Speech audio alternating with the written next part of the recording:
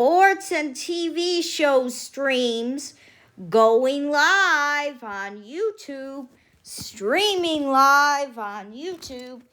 Even though I played the video, I don't think it was going live. I think it was upcoming.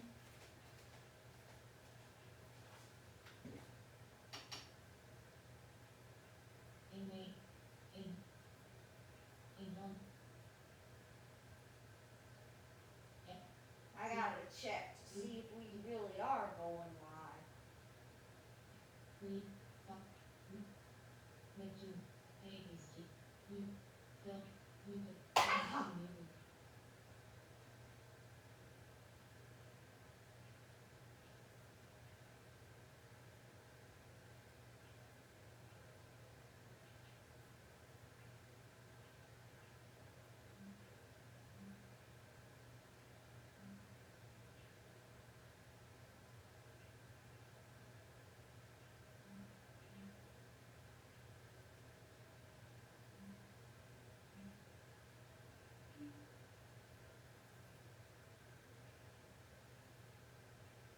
Okay, we are live.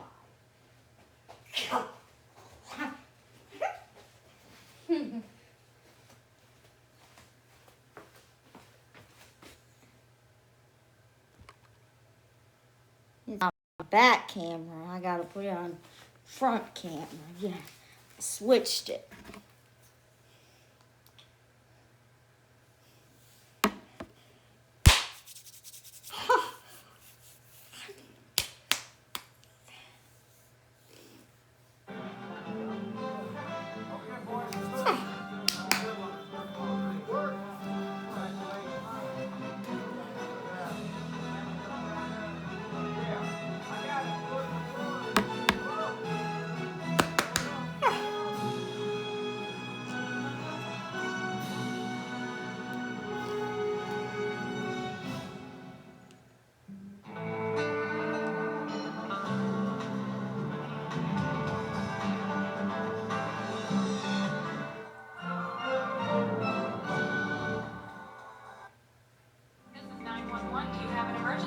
Today on Rescue 911.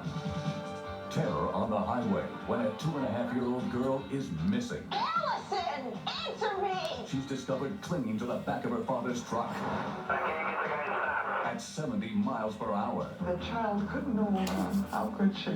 Plus, when a neighborhood patrol turns tragic, Have an officer down. Dallas rescuers fight to save one of their own. It's pretty close to home. On Rescue 911.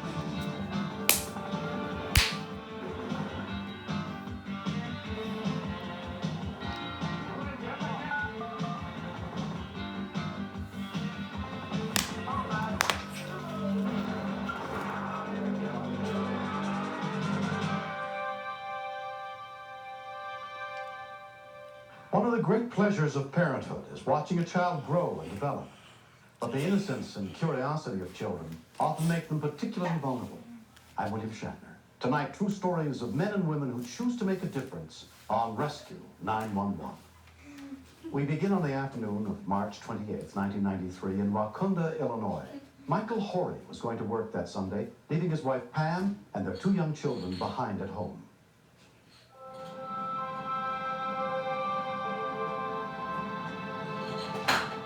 Chilly outside. Hey guys, I'm gonna get going. Okay, you ready to go? Yeah. Okay, bye-bye. Okay, bud. I'll see you later. Bye. We're in Chicago. It's approximately 48 miles.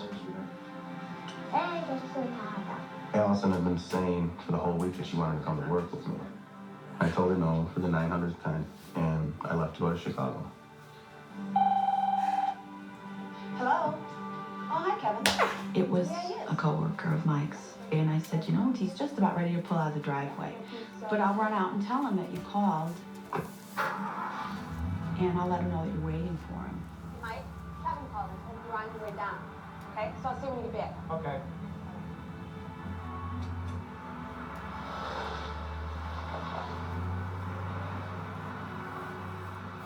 When I walked back into the house, Ross was alone with the puppy.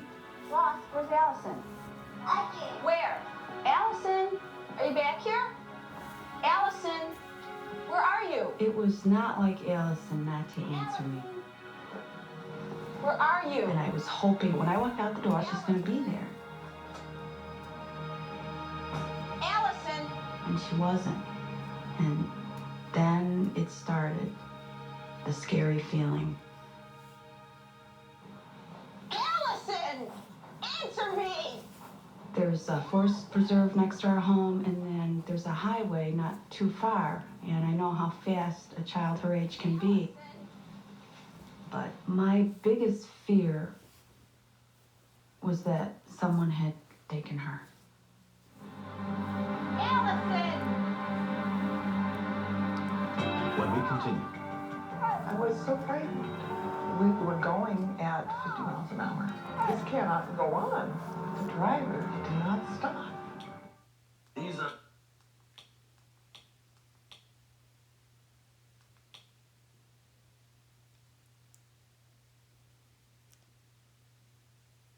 A square-shaped truck. Then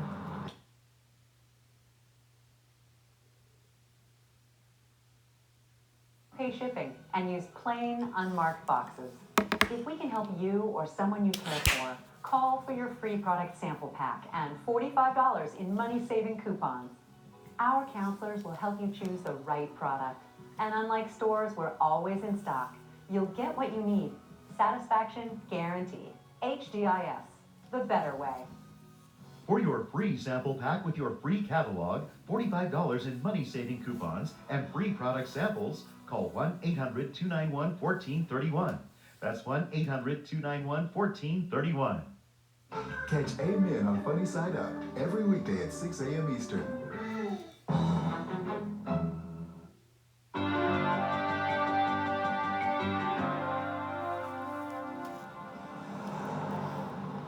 as Pam searched for her missing 2.5-year-old daughter, Peg Ransom was heading east on nearby Route 176. just coming out of town, I began to see a square-shaped truck. Then I noticed there was something right in the middle of the truck that I knew I couldn't be seeing. The truck disappeared for a while, but as I came back up, there was this little tiny girl standing on the bumper.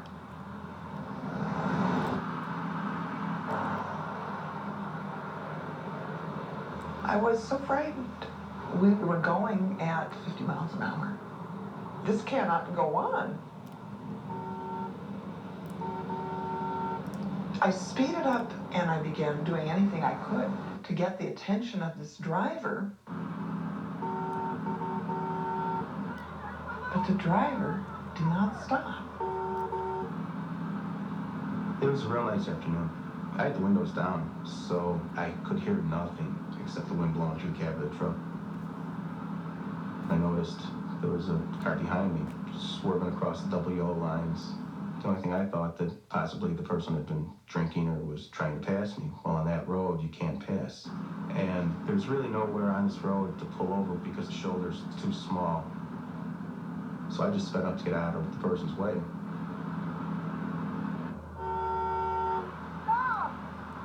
Nothing I was doing was working. And our speeds went to 60, 65, 70.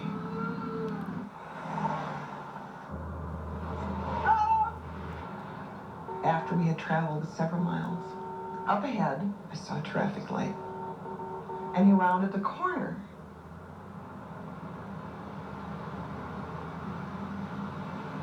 It was a country road. Where was he going? How long was it going to take for him to get there? How in the world could she have the sense to hold on where every instinct would say, get me out of here, get me away from this? Allison! Allison! I was thinking, my God, she's gone and I'll never see her again. I felt like I was just sinking into a hole. I knew that if I pulled back, that my chance of getting the driver's attention would be nil. But if she fell, she'd be in my path. The child couldn't hold on. How could she? I did everything I knew to help, but I wasn't helping.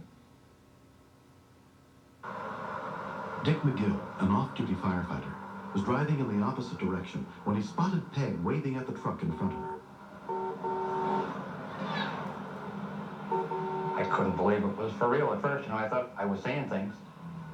If she would have fallen off at the speed we were going, I didn't see how she could survive and fall. I mean, I could do CPR, but I think the damage would have been far beyond that.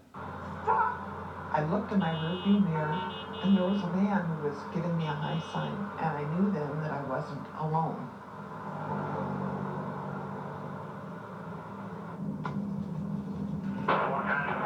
Wakonda Police Dispatcher Pamela Human took Dick's call. I'm following a moving van with a little kid hanging on the back. I can't get the guy stopped. I was totally scared for her, and I froze when I got the call. I knew there was an intersection coming up. I knew I had a stoplight there. I knew that was my only spot that I could get around them and that I could get them stopped. Yes, hi. This is Pam Horry. My daughter got away. She's 2.5 years old. I can't find her anyhow. Where do you live? 219 Drive. She was barely out of my sight and she's gone. We're always told never assume anything, so I did not assume that it was the same little girl on the back of the truck. As the light turned red, the driver behind me swerved around and pulled up beside the truck.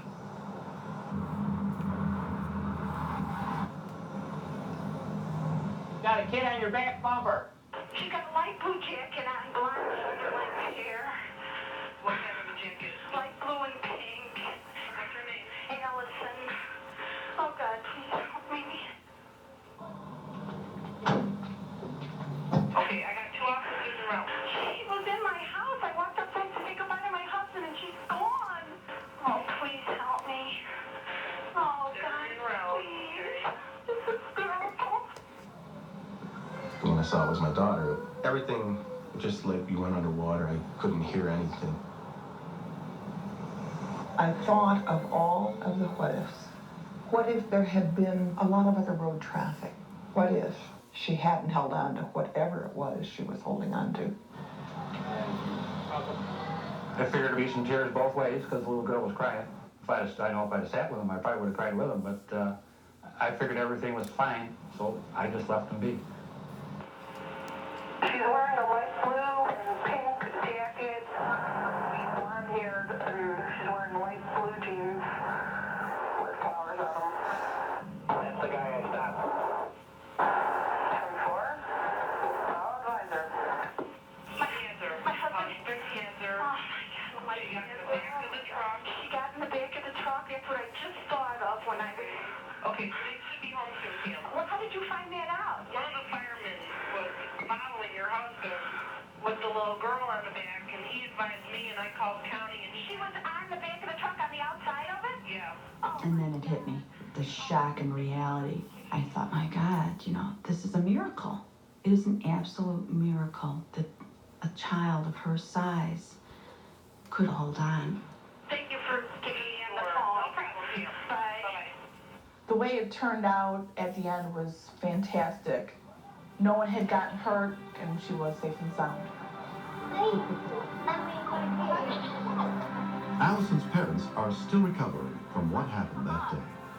It's just taught us kids are really unpredictable. And just when you think they're at your feet, they might not be. And where they might be is somewhere you would never, ever, ever imagine.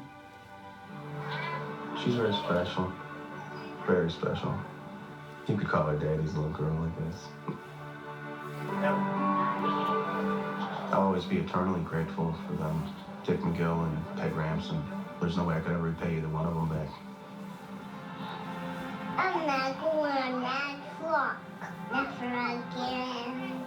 I go get hurt. I am so thankful and so relieved that this had the type of ending it did, because it could have been so tragic. And I look at her They're every eating day, ice cream. and I hold her at night when she goes to bed, and I just say, I love you a lot.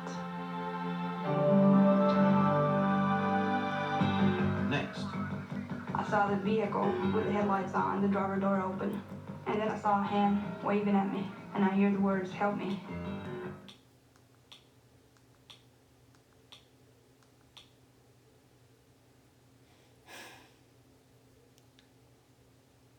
As police officers in Dallas, Texas discovered on the night of November 13th, 1991.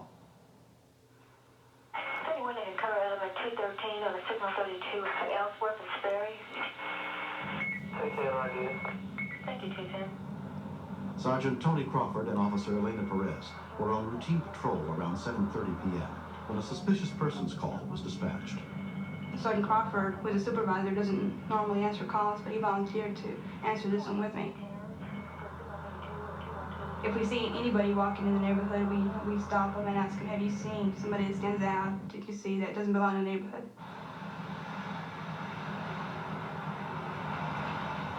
Sergeant Crawford told me he didn't see anything, and then we were interrupted by the second call. 248, take the signal 32 at Wendover and Wabash. It's going to be at the Lakewood Elementary. 210. 210. That's related to ours. You can go ahead and see their rock. Dallas Police Dispatcher trainee Isabel Huerta was on duty that night.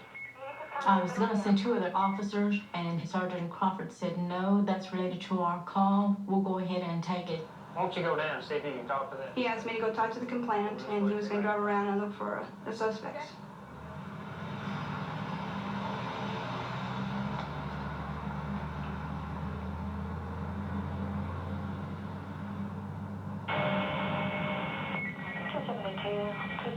Take the signal 32. It's going to be a Wendover and Sandra. 2 black males walking in an above area. One wearing a patch shirt, another wearing a blue shirt, and another one on a bike. Apparently what happened was he saw 2 suspects who did not fit the description of the call, but something got his attention.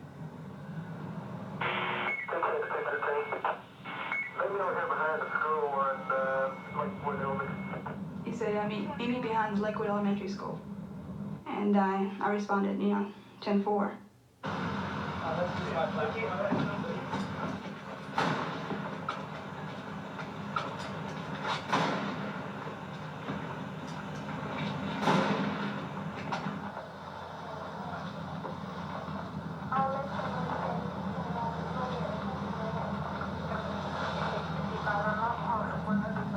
When I got there, I saw the vehicle with the headlights on, the driver door open, but I don't see him anywhere.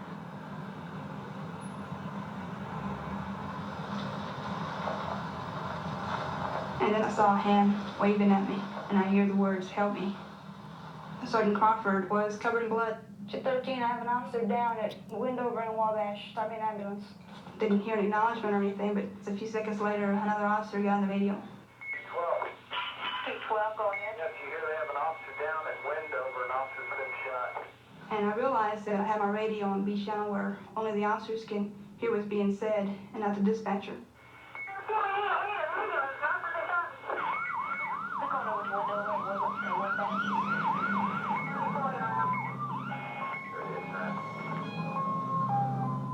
I wanted to get some suspect description, and he said that it was 2 white males, that they had beat him and taken his gun.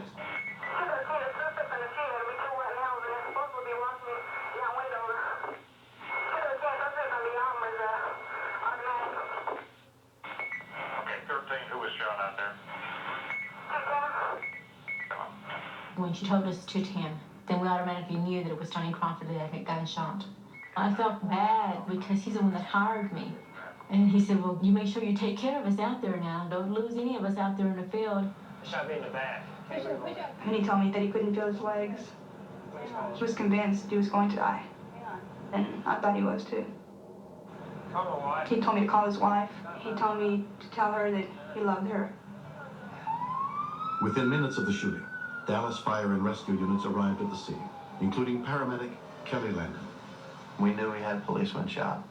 When you get calls like that, you get real concentrated because it's somebody that's like you that's out there doing a dangerous job.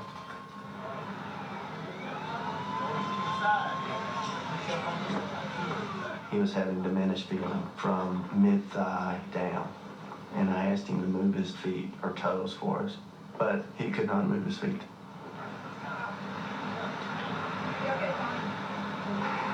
En route to the hospital, Tony was treated by paramedic John Cheney. The thing that frightened me most was that he wasn't going to be able to see his family again. He kept saying that he carried a picture of his daughter in his pocket, and he asked me to get it out of his pocket. I held it in his hand. I had a daughter of my own, about the same age, and it hit pretty close to home. Tony's wife, Pat, was bathing their daughter when she heard a knock at the door. I saw the two police officers standing there. The female police officer said, "Your husband," and it just clicked right then. And I asked her, "Is he dead?" And I just started crying. At Baylor University Medical Center, 31-year-old Tony was examined by trauma surgeon Michael Foreman. Anytime that it's a policeman or a fireman, they're more like family to us when they come to the emergency room. See here, all the bullet debris. The CT scan showed us the bullet stopped just short of entering into the major vessels in the abdomen, which would quite possibly have been fatal. But his spine was effectively severed. And once the spinal cord has been severed, there's no hand that can put it back together. More than a year after the shooting, though paralyzed from the waist down, Tony is winning the battle to lead a full life. For 3 months after the shooting, I was in rehab, 8 hours a day, 5 days a week. I was left in the hands of some wonderful therapists. They said, "This is what you need to do to be back out in society, to take care of yourself," and that's what I did. Tony went back to work for Police Chief Bill Rathburn as Employee Relations Coordinator. He's a very, very bright, delightful person to have around, one that helps me enormously. His value to the department is not in his legs, it's in his brain and in his heart. And so I think he has a lot to offer, so I think he has a very bright future. The young man who shot Sergeant Crawford, an escapee from a juvenile detention center, was found guilty of attempted capital murder. And as police officers in Dallas, Texas discovered on the night of November 13th,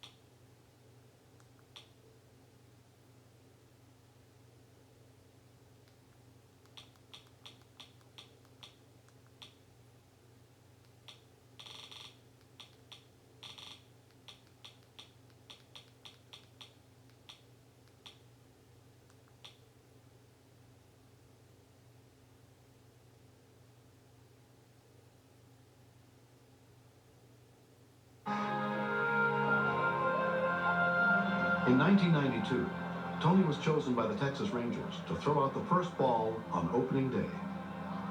He's exceptional, absolutely exceptional human being.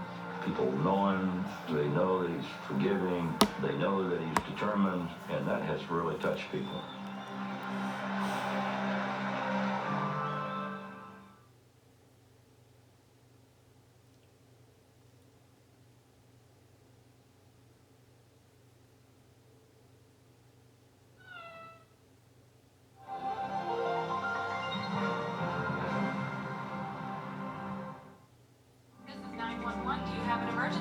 Today on Rescue 911, a parent's worst fear. A toddler is choking. Okay, now what is the problem there? My son is passed out. Now an EMS operator is crucial to his survival. I want you to turn him on his belly and give him some back blow. Plus, when a family pet is caught in a blaze, We heard Wilma the pig scream. one brave cop risks his own life to save her. If I could get there in time, maybe we could get the pig out. On Rescue 911.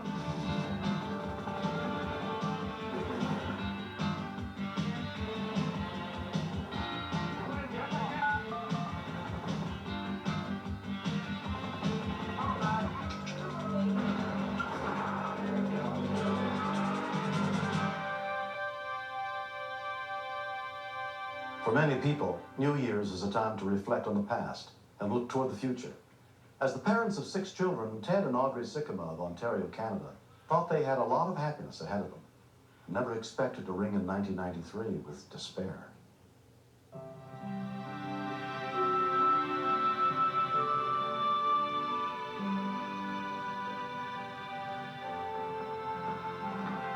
You seen switch anywhere? Hey guys, keep away the kids on the table, okay? No, put those back. You guys, that's the last one, all right? It was New Year's Day, and we were going to have family over in the evening. Come on, guys. Come on, let's go. Pick this up. You guys, you said you'd clean this up. Come on. Get this one, this one. I got everything ready, and then I went to sit down with my husband to watch TV. Okay? Please, just simmer. Let's control chaos. But we're trying to wind them down. Thank So you. we'll take this one and put Come on, them close come your on, eyes, guys. away. Come on. I want them put away. We do believe that children are a gift. And that is the most precious thing you're ever going to have. So whether you have 1 or 2 or 10, each one is precious. Massey comes to sit beside me with peanuts, and he's feeding me, and then he'd take his own. And then he took 2 or 3, and he'd laugh because he was getting, he's getting both. 23-month-old Matthew had been recently diagnosed with food allergies. Wheats and barleys and oats and anything like that, he cannot have. So peanuts are what he's allowed to have.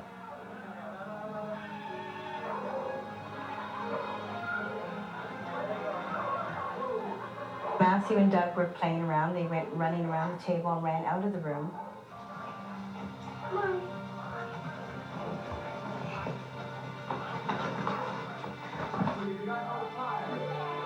Mommy's not reading.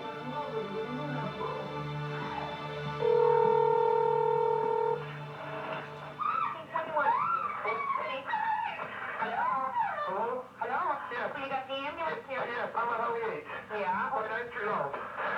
Our child is losing, he's passing out. Niagara Central Ambulance Dispatcher and paramedic Denise Sturge took the call. We have a lot of people that panic. Seconds seem like minutes. They feel that stop asking so many questions, hang up the phone, we'll go by car. And I had to basically say, no, stay put, you're not going anywhere. When we continue. I think what really hit me the most in her voice was I went through the same experience with my son. Hey, hey.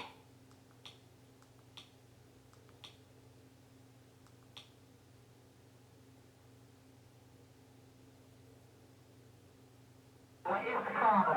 He just passed out, he's not breathing.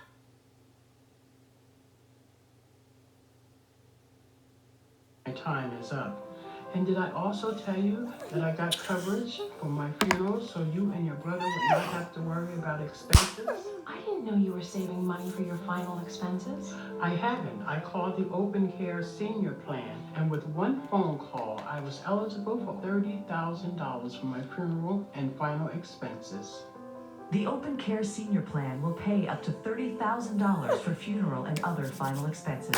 There's no medical exam, and you can be approved with just one phone call. Your rates can never be increased, your benefits can never be decreased, and your coverage can never be canceled. Call the number on your screen now and see how final expense coverage can help you. There's no obligation. Call 800-403-7817. That's 800-403-7817. Join the bunkers for some family time. All in the family. Weeknights at 8 p.m. Eastern.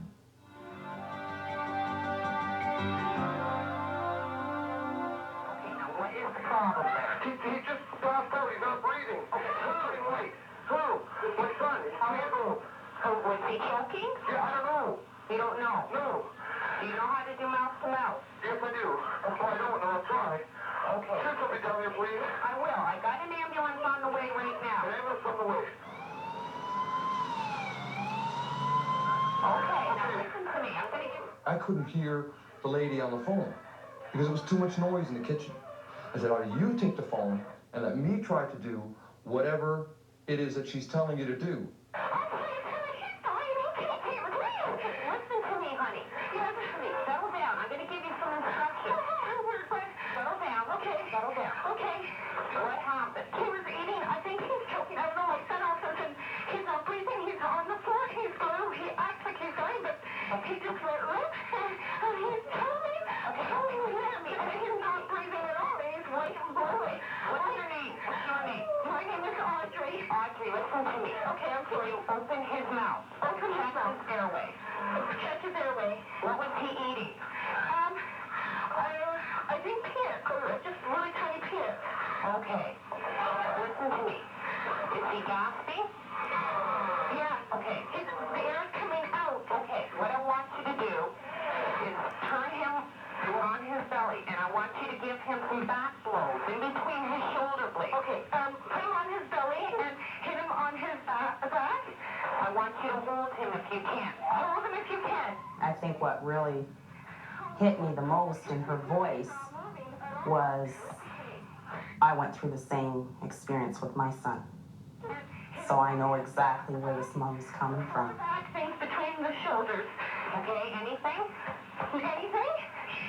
No, nothing. Nothing. Okay, I want you to go towards his tummy now. Go towards his tummy. Underneath, you can feel his rib cage. I can feel in the center. Yes? Okay. I want you to give him 4 quick up jabs. Up jabs? Yeah. 1, 2, 1. What's he doing now? He's just, his mouth is open, but he's out. Okay, I want you to give him a breath. Give him a breath over his nose? Yeah, in his mouth. Over his nose and his mouth, hon. Oh my goodness, I could get out. Okay, listen to me. Tell me if you can feel his heartbeat. Can you feel his heartbeat, Ted? Is there anything? His heart is beating. His heart is beating. Okay, is he breathing at all? Is he breathing? No. Tell him to take 2 breaths again. He can tell if he's hitting something. Okay, are you trying over his nose and his mouth? When I blew into his mouth, his cheeks blew up like balloons. So I'm thinking, how come the air is not going anywhere? So I took a deep breath and I blew hard. And I found out afterwards that was not right because apparently you can blow a kid's lung out if you blow it too hard. I could hear air going in. Then he sucked hard, like you could see he was working at it with everything he had. He was getting nothing. Stuff is coming out of his, what kind of, looks like mucus? Yeah, he's choking on penis. That's what it is. That's it. Get it out. Oh, we can't get it out. Keep trying. He's doing good. Okay, over his mouth again, breathe in. Yeah. Okay, breathe in. Anything in his airway that he can see? He's trying to breathe on his own. Good. Keep doing it. 4 in the side, 4 in the back. 4 in the side. Just up, said to get it out. Well, okay, now turn him around. Oh, please. Okay, what's his color like? Let me see. His color's not blue anymore. It's okay, good. That's good sign. He's getting air in. That's good. Okay? Not here. Honey, they're on their way. They're driving as fast as they can. I know. They're too far out in the country. Within 10 minutes of the call, the first rescue workers arrived at the house, including off-duty paramedic Lynn Redmond. He was obviously in a lot of trouble, and we didn't have a lot of time to work with. From 0 to 1 year, you do back blows and abdominal thrusts. After 1 year, you're only supposed to do abdominal thrusts, but you go by the size of the child too. He wasn't a big baby.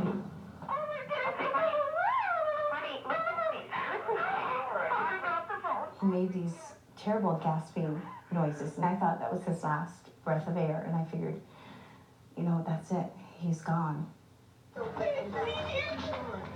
St. Catherine's ambulance paramedic Jim Howard was also on the scene.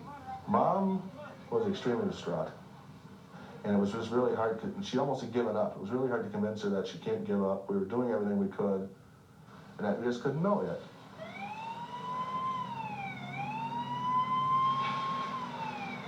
Matthew was taken to St. Catherine's General Hospital and examined by pediatrician Dr. Ivan Sampson. I'll come around that side, just hold this. He was unconscious. Use the ring to He was barely breathing, and his circulation was in a very poor state. I thought we may very well lose this patient. I'm afraid I've got some bad news for you. A doctor came in and told us that we think your son will have a lot of brain damage. And this is directly due to the fact that he went through a period of time with little oxygen. I'd be really crying and thinking, you know, he won't come home the same little boy. I mean, that morning he's hugging you and kissing you and blowing kisses at you, and he's, you know, he's the baby of the family. Everyone loves the little guy.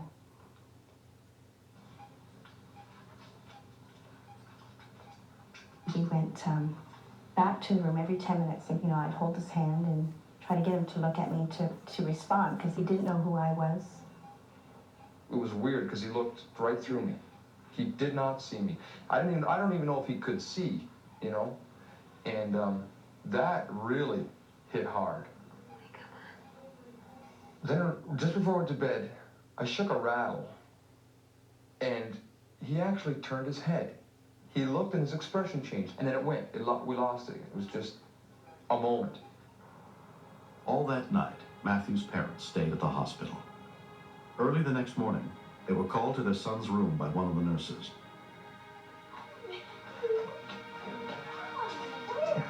He's looking around, and he's got his bottle, and he is just, boom, he's all there.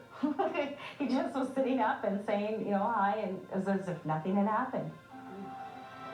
In the 2 months since the accident, Matthew has shown no sign of brain damage. When we first came home, the first week was really bad. I kept following him, like, don't fall, don't eat food, like, sit down, and I was really overreacting to every little thing. But that's calmed down a lot. I think so. My husband doesn't think so. Denise was great.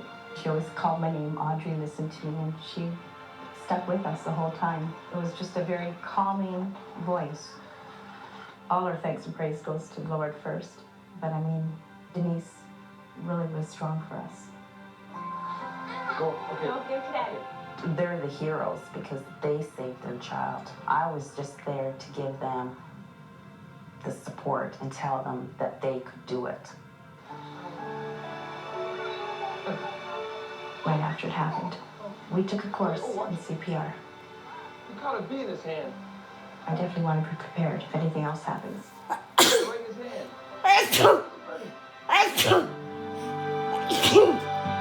Next, I'm telling myself you can't just go down there and into a burning home just to save an animal, but my mind was telling me one thing and my heart was telling me the other.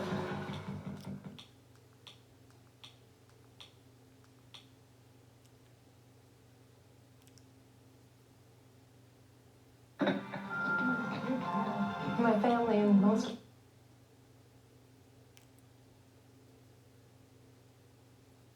or give right away at loveshriners.org.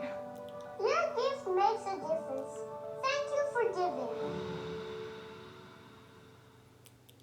Sunday nights are now Walker nights on Get TV.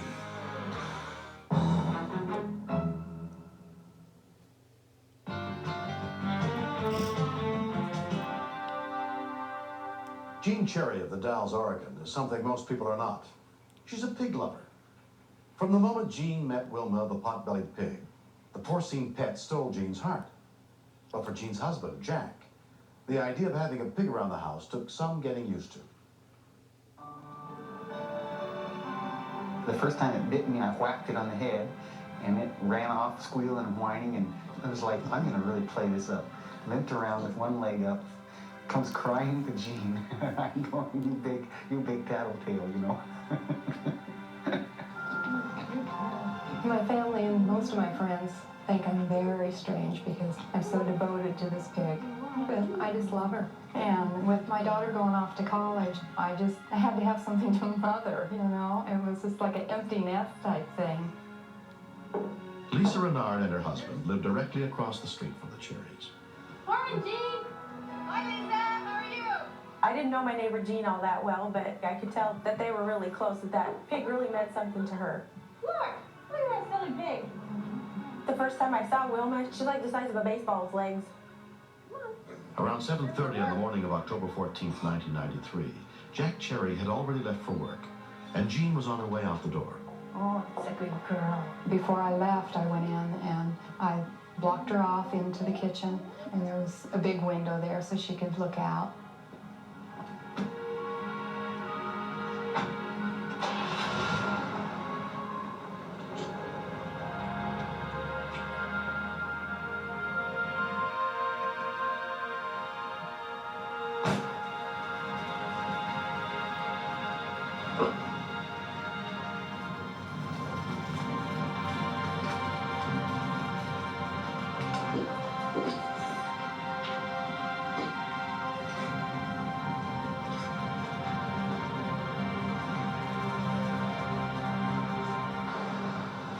I came home from lunch and I noticed that I could see steam coming off of my neighbor's house, but I just thought it was because of the rain.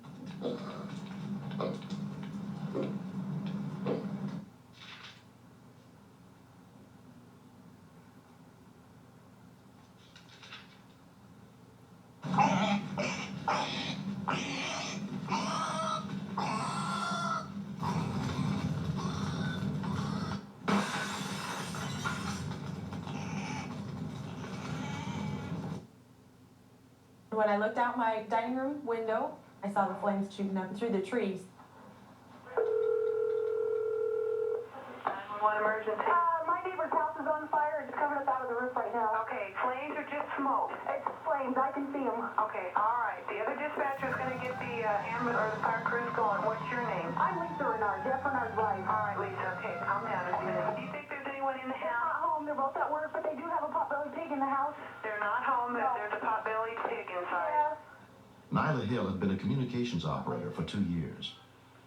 I love animals. It's bad enough to lose your home to a fire and all your valuables, but when you lose your pets, it's horrible. I'm gonna run over there and see. Oh, I can't get in the house. That's not cool. I won't do that at all. Okay, it's not going to be safe for you to go in the No, house. I know that. We'll let the fire crew know that there's a pot-bellied pig in the house. Okay. All right, thanks for the call, Lisa. Bye-bye. The Dallas police officer, Jeff Mason, was on patrol less than a mile from the house. I heard a structure fire being dispatched, and there was a pot-bellied pig trapped inside. I didn't know what the fire was like, but I felt that if I could get there in time, that maybe we could get the pig out. Oh my God, stay back. I'm telling myself that it's not good. You can't just not use your head and run down there into a burning home just to save an animal, but my mind was telling me one thing and my heart was telling me the other. From the heavy smoke and the flames that I could see coming out, I thought that the pig would already be dead. The pig's in the house! The pig in the house? Officer Mason said, well, we need to just wait here a minute until the fire department comes. And then we heard Wilma the pig scream. Everybody stay here. It was almost human. Hearing the pig squealing in there in distress, I couldn't have stood by and just, let the pig die. The door and the doorknob was cool, and that told me that there were no flames right on the other side of the door. Oh my gosh, poor Wilma. You could see the pig laying in on the floor. I couldn't tell if it was breathing, but it was quivering. It felt lifeless. It felt like it was too late. The pig had already died. She was breathing, but it was very faint. So I just cupped my hands around her snout and was taking deep breaths and blowing them into her snout. She didn't make any noises in my arms. She just kind of laid there. Jean got a call at work telling her about the fire. My first thought was, I don't care that there's a fire in that house. Wilma's in that house. I mean, it's a terrible feeling.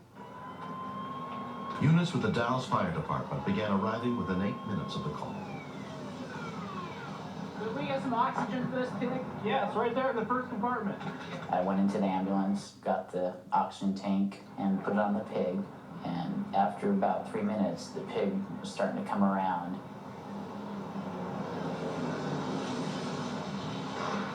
I pulled up and I just bailed out of the car, and of course the firemen were yelling at me, and that's when Lisa yelled at me and said, I have Wilma over here, and then it didn't matter. It was only things, and things can be replaced. There weren't any humans in the house, but Wilma's almost human. To the Cherry, she was more than just an animal. She had become a part of the family.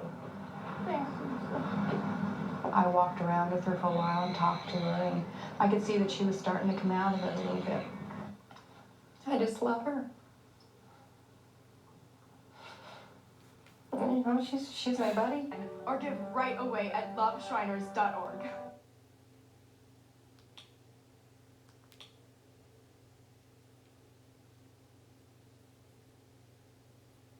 Somebody stamps it with this pig. And she's figured out how to get.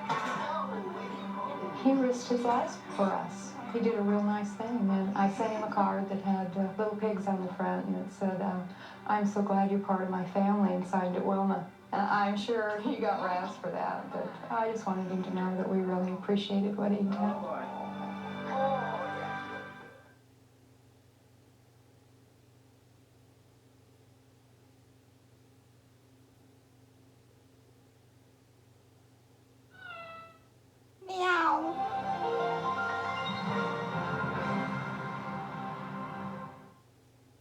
This is 911. Do you have an emergency? Today on Rescue 911. In a country barn, a hayloft becomes a deadly playground. I never looked at that rope like a noose. I couldn't believe that I'd overlooked it. Watch and learn as a father struggles to revive his little girl. Is she gonna be okay? Plus, when bee stings send a man into deep shock. And there's only very few minutes from the time of onset until death. His special brother must rush to save him. 1, 2, 3, flip. On Rescue 911.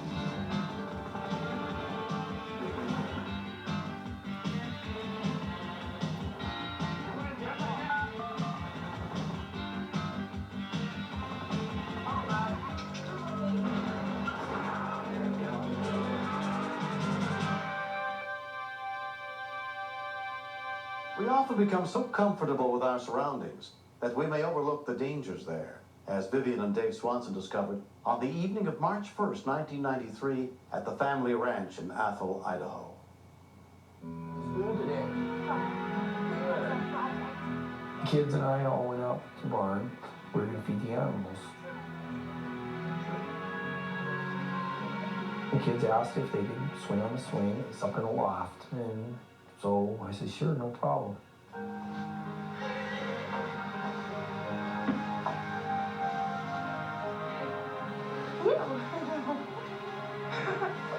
What do you say, boy? Huh? Oh, hanger. Put your foot in. And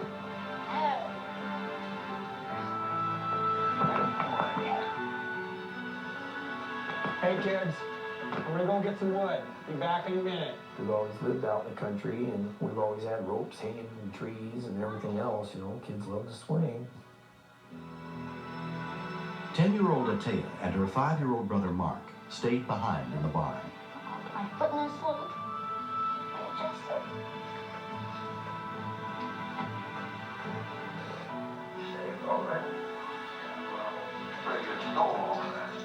All of a sudden, the door came open, and Mark steps in and says, Taya's hanging by a rope in the barn. It just kind of went over my head, and I turned back to the TV just for a split second. And then it dawned on me what he had said. Atea! Atea! I wasn't getting a response, so I was just thinking the worst. I've never seen anything so gruesome in my life. It's just a sight I'll never forget. When we continue. I've never had UCPR in my life, but now the first time I'm ever using it, I'm using it.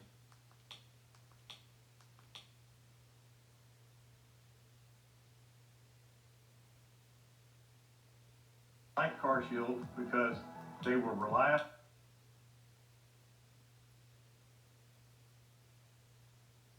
On CarShield to cover it for me. CarShield definitely has my back. Cars and Murphy's Law go hand in hand. When you have the least amount of money sitting around, it's going to break down. Am I right? You're very right. CarShield is the kind of answer to Murphy's Law. Because when you have CarShield, no matter how your cash flow is at the time, you'll have so many less worries about paying for a big auto repair bill. Don't get hit with a repair bill you didn't expect. Call or go online right now to get an affordable CarShield plan for your vehicle. So, if your vehicle has 5,000 to 150,000 miles, just tell us the make and model of your car or truck and get an instant plan quote. In a matter of minutes, you can be covered. If you're on a budget or fixed income, CarShield has a coverage plan that's right for you with low monthly payments. So getting protected is super easy. When you call today and get CarShield, you simply won't need to worry about those big expensive car bills anymore. Now that's what Larry Mack calls a big win. The administrators have paid out more than $1 billion in auto repairs. That's billion with B. Listen, if you haven't called CarShield yet, what are you waiting for? Now it's the time to make the smart choice and protect yourself from sky-high auto repair bills. Call now for a free and instant protection plan quote. It's only a matter of time until repairs are needed, and once your car breaks down, it's too late. CarShield is who you're gonna call. Call 1-800-210-3096 now for your free instant protection plan quote. That's 1-800-210-3096. Catch Amen on Funny Side Up every weekday at 6 a.m. Eastern.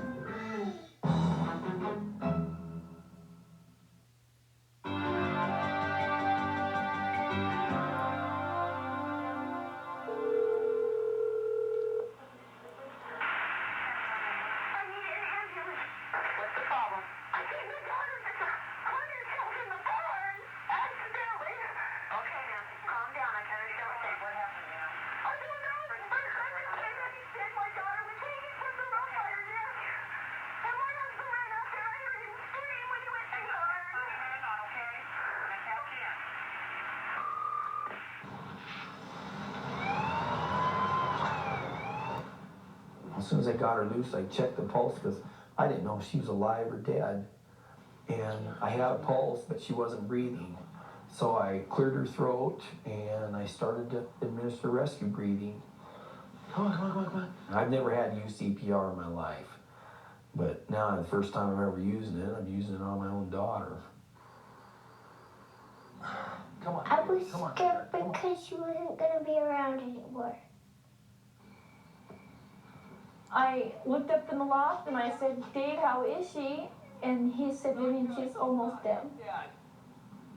I just couldn't believe it.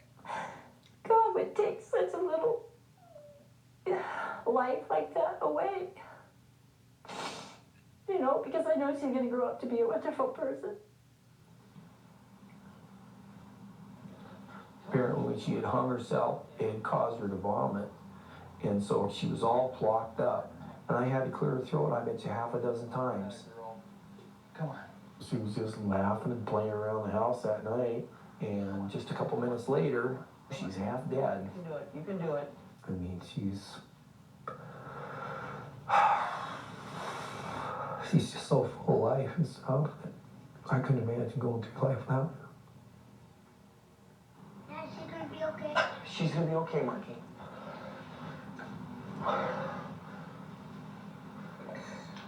It was a real relief when she started breathing on her own. But I started thinking about coma, paralyzation, and it scared me. It scared me real bad.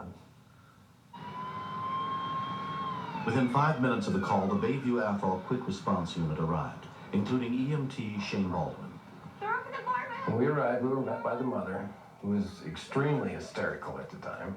Okay, come on, sweetheart. The father already had the girl down, but it just scared the hell out of me. Come on, Dave. Come on, Dave. Not good. She had a pulse, but she wasn't breathing. EMT Debbie Claney helped treat the young girl. The father was really, really upset. He was afraid that because he took her down, that he may have hurt her neck worse. And we kept telling him, no, he did everything that he should have done. I mean, he did excellent. She was in real bad shape. Her blood pressure was down, her respirations were down, and that's not good for a child. When they start going down that bad, they're not long for this world, usually. I never looked at that rope like a noose, never. And I couldn't believe that I'd overlooked it, and I felt really guilty. I was not sure if I would ever see this girl alive again, and it just tore me up. If I could give my right arm to have this little girl live, I would gladly do that. I'll be sending them down. Okay, very good. Okay, thank you. Ataya was transferred by Heart Flight helicopter from the local hospital to the Pediatric Intensive Care Unit at Sacred Heart Medical Center, where she was examined by Dr. Daniel Brudico. What do we got? We received Ataya in critical condition. She was comatose, completely unresponsive to any stimuli. How's her neural status in flight? Just very unresponsive this time. The most difficult thing for me to do is to talk to the parents and have to tell them that she may survive but may not be the Ataya that they knew before. Just stand with her here, hold her hand and talk to her. When we first saw her, it wasn't my little girl. Just they had tubes and everything out of her, and it was so sad. Pretty sad. The doctor said, I want you guys to keep talking to her because she can hear you. And so me and Dave took turns all night. We talked about what the things we were going to do. And at this point, we knew she was alive. We didn't know how she was going to live the rest of her life. I was sad because Dad was in the hospital and I wanted her to come home. Sometimes we fight a lot, but I still love her. I'm still here at Dave. I was there at 6:30 that morning, and she just opened her eyes and looked at me. Ataya? Ataya? I said, do you know who I am? She just nodded her head, and I knew she was going to be all right. I was positive she was going to be all right. I just had a big smile on my face. Ataya was released after 4 days in the hospital without any sign of permanent injury. She's just as bright as she ever was. The only reminder we have is the small rope around her neck. Come on, play hit. I still do all the things that he used to do, but I'm a little bit more carefuler than I used to be. When I went back to school, my teacher had made me a cake, and the kids were really thankful that I was still alive. In fact, she kind of had a big head after that. She came home one day and told me that she was the most popular kid in school. And I told her that's not the way you want to be popular.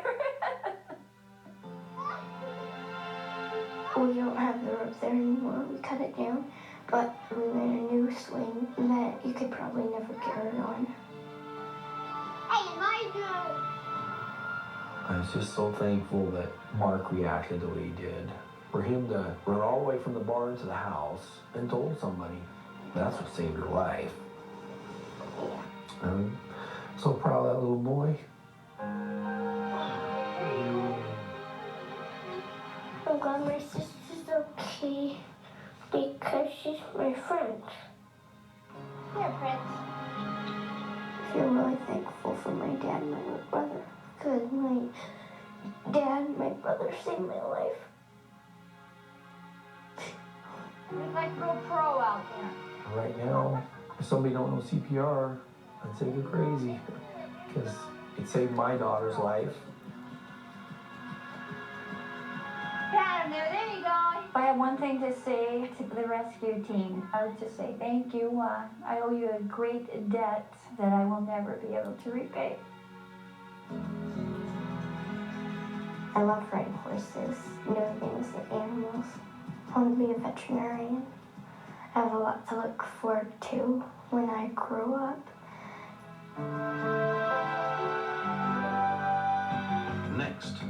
Okay, Even though it was really hard to understand his individual words, it was not hard to understand that something was really wrong. Meet Victoria, the humble actress.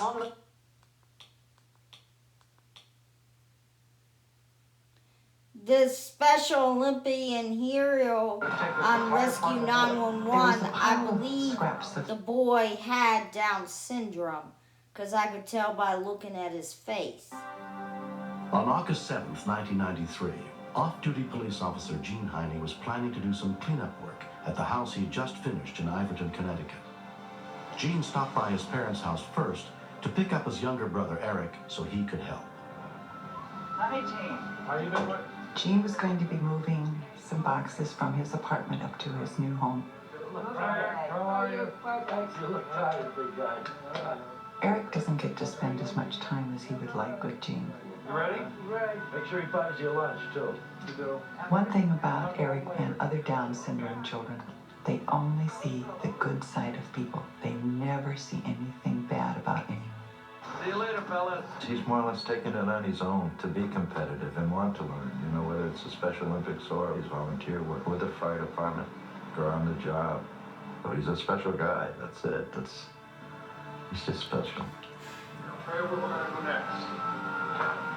We're gonna take this entire pile of wood. There was a pile of scraps of lumber that the builders had tossed out by the side of the driveway. Jean decided that maybe they should move that lumber down the hill.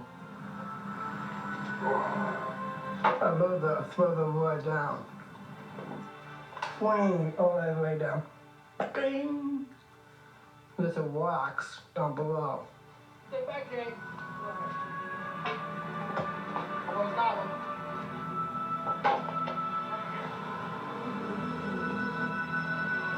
What? Get it, big mouth. Jean ran up the hill to get away from them and warned Eric not to go down. There's bees down there. Talking about, all right? I'm all right. There's bees down there, though. I saw the bees, front and back as legs. I'm gonna go sit down in the garage for a minute, okay? I'm right here.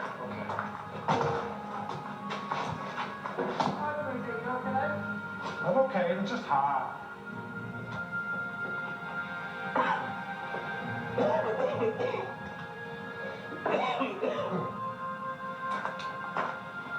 You okay? I'm okay.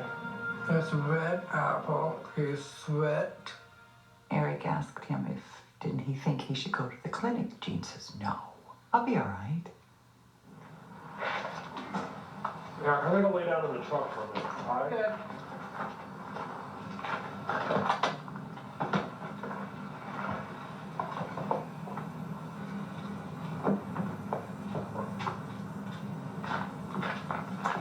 Hey, Gene, you okay? I'm okay. Go to the hospital? No, I don't want to go to the hospital. He's a little bit lightheaded. I talked to him. Just lay down, he's fine.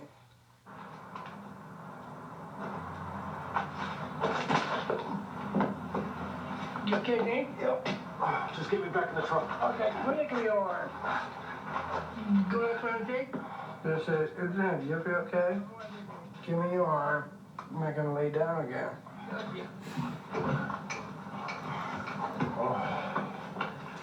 I check his forehead. Jane, you're warm. Sorry, you just don't listen. Go to the clinic. We just have to lay down. If you're okay, well. Okay. Why don't you go on? I'll be all right. Okay.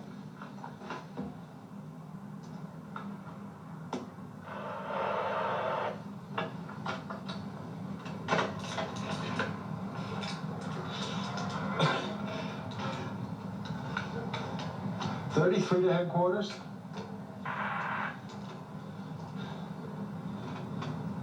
$33 to headquarters?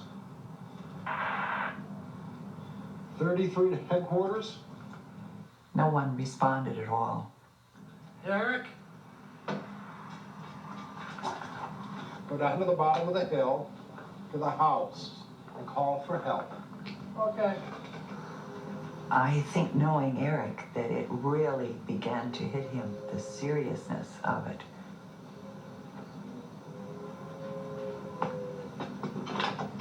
Eric ran to the nearest house, where Hayne Bayless lived.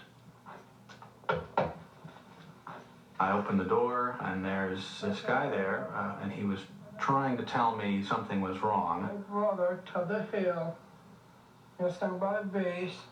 Okay, your cell phone. Even though it was really hard to understand his individual words, it was not hard to understand that something was really wrong. Local fire and ambulance volunteers were immediately dispatched to the scene, along with Middlesex Hospital paramedic Phil Coco, who happened to be a good friend of Jean's. As I pulled up, Eric came down to the truck and had told me that someone had been stung by a bee. He didn't indicate exactly who it was at the time. Yeah. The volunteers of the Essex Fire Department had begun care. I performed a visual patient assessment and realized that the situation was life-threatening, and then I realized that the patient was Gene Heine. Let's take another pressure. Anaphylactic shock begins very rapidly, has a very rapid onset, and generally speaking, there's only very few minutes from the time of onset until death. All right. Listen to guilty, okay? I said, God, let my brother live, or I'll start crying. Not let my brother die. I love him. I need your arm over here, Gene, okay? Sure. Okay, we need to start another IV over here, Gene, so we can give you more fluid, okay? To reverse the situation, we needed to establish some large bore IVs and get some fluid going, and to restore blood pressure. And we also, more acutely, needed to administer epinephrine and Benadryl. Okay, guys, on 3. 1, 2, 3, lift. Okay, Jane. Down. Guys, thank you. That's it. Jane, don't lose me. Fight it. Get better. I'll take you down to the clinic and we'll watch him go.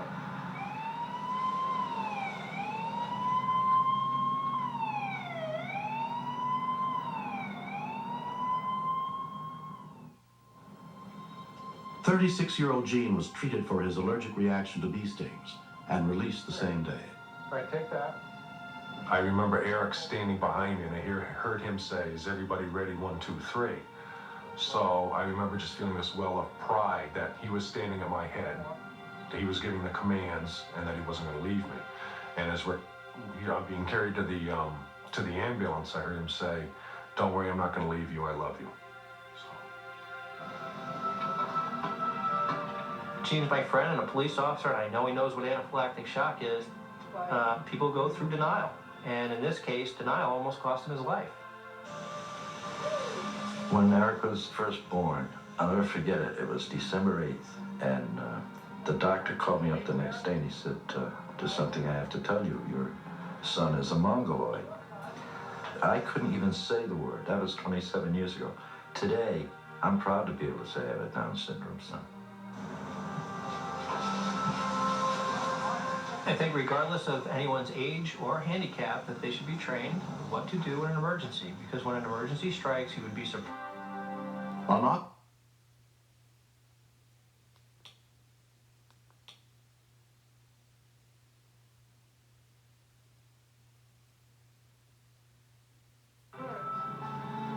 I was brave. I loved my little brother. Get my finger across and get my arms on his shoulder. Nice big hug. Happy ending. That's it, God. Thank you. Shows to my prayers. I love you, babe. I love you too, Eric.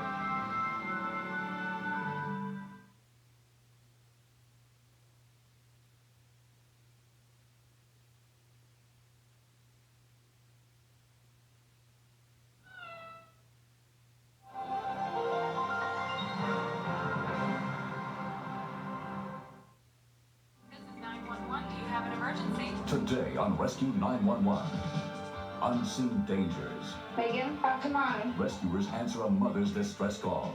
Something wasn't right. And find a family of 4 poisoned by a deadly gas. Help! I have 2 people down here! Plus, was he intending to rape, kill?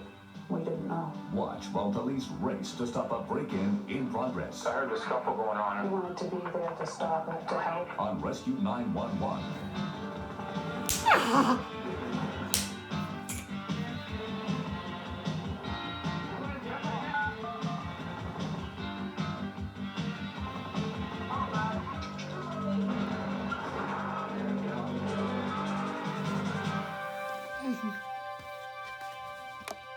When Randy Chapman received a job transfer in 1992 and moved his family to Colorado Springs, Colorado, he and his wife, Jonna, were excited about the opportunities and challenges their new surroundings would bring.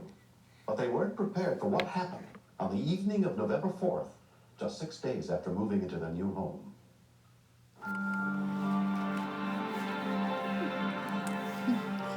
I work nights, so I went to bed with my son earlier in the evening. My wife and daughter were downstairs in the den playing. I got it. Uh-oh, miss. Oh. All of a sudden, my wife had discovered that my daughter was not feeling well. Yeah. What's wrong with you? I don't know, huh? Want to take a deep breath for Mama and hopefully it will feel better? Huh? You want to do that?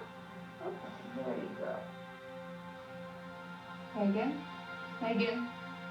Megan? Look at Mommy. Megan, talk to Mommy. When we continue. She's been healthy since the day she was born, and all of a sudden now she's laying here lifeless in my arms, and I just wanted her back. I didn't want to lose her. These are the times.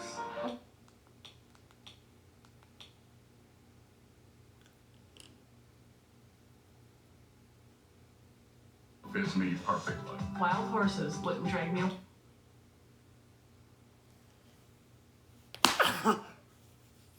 The woman was real upset, and she was telling me that her baby was...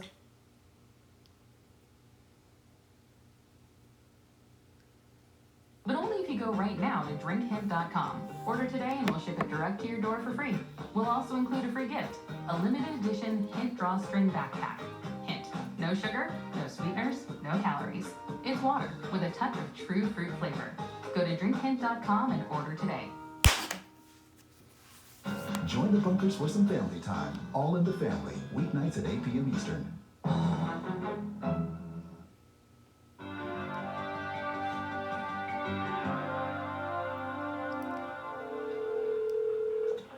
department. What's the problem there? I have a little girl who just turned 2. I just was feeling her forehead and she was feeling like she had a temperature. My friend had also had the flu, so I thought maybe she was coming down with something. I gave her 2 Tylenol and she was like, she's still asleep. Ma'am, we have help on the way. What is your name? Joanna? Colorado Springs dispatcher Mariam Druckenmiller took the call. Yes, I do. Okay, what I want you to do is take all her clothes off right now. The woman was real upset, and she was telling me that her baby was convulsing and that she was real red. Okay, she's still breathing? Yes, she is. I thought that the baby had a high fever and that she needed to cool it off. Johnny, what else I want you to do is to get a cool rag, a damp rag, and just kind of cool her face off. Okay. And, that's what I want you to do right now. Can you do that? And the whole time we're doing this, she's still very much lifeless, no response. I'm going to update my paramedics that are responding out there, okay? They're going to be there just as soon as possible, but I want you to stay on the line, okay? Hold on. I had no idea what had happened because she's been healthy since the day she was born, and all of a sudden now she's laying here lifeless in my arms, and I just wanted her back. I didn't want to lose her. Okay, John, I'm back with you. How is she doing? Randy. Okay, all right, Randy, they're out front right now. I'm going to go ahead and let you go, and they're going to take real good care of her, okay? Okay. All right, bye-bye. The Colorado Springs Fire Department was the first to arrive on the scene, including firefighter EMT Bud Whitmar. Fire department. Nobody would answer the door. Fire department. See anybody? And we couldn't hear anybody inside, and we beat on the door, told them it was fire department. Fire department. And the longer we waited, the more we were getting concerned that something wasn't right. And just about time we were getting ready to force entry, the dad came to the door with a girl in his hand.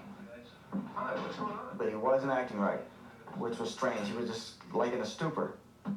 And I told Brian, I said, this has all the symptoms of carbon monoxide. Let's get him out of here and get him out now. Paramedic Brian Moffitt rushed 2-year-old Megan to the waiting medic unit.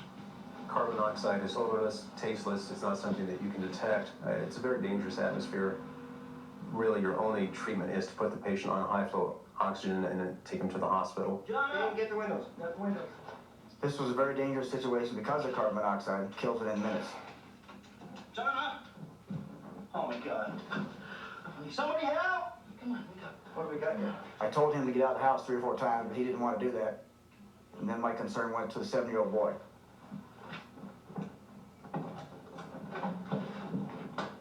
Hey, can you hear me? I checked his breathing. I couldn't detect any breathing. Get you out of the house, huh? Let's go. And I thought we were really in trouble. Come on.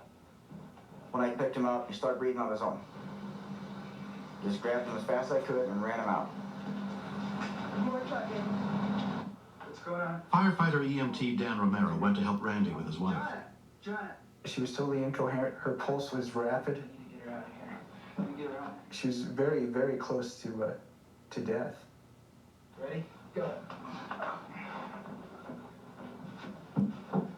You okay? Finally, he collapsed. Help! I have 2 people down here. I got 1 down. Hey, help! Let's go. Down here. Help! Taylor, let's get her out of here. Come on. Ready? Go. A lot of people think that once you get out in the air, that you can breathe okay, but the monoxide attaches itself to the blood cells, and we have to force that carbon monoxide out and replace it back with oxygen. We didn't have much time. All of the victims were taken to Memorial Hospital, where they were examined by emergency physician Michael Thompson. The mother's level on arrival was 41. That means that 41% of her hemoglobin was saturated with carbon monoxide. I have actually seen patients die with levels less than 41.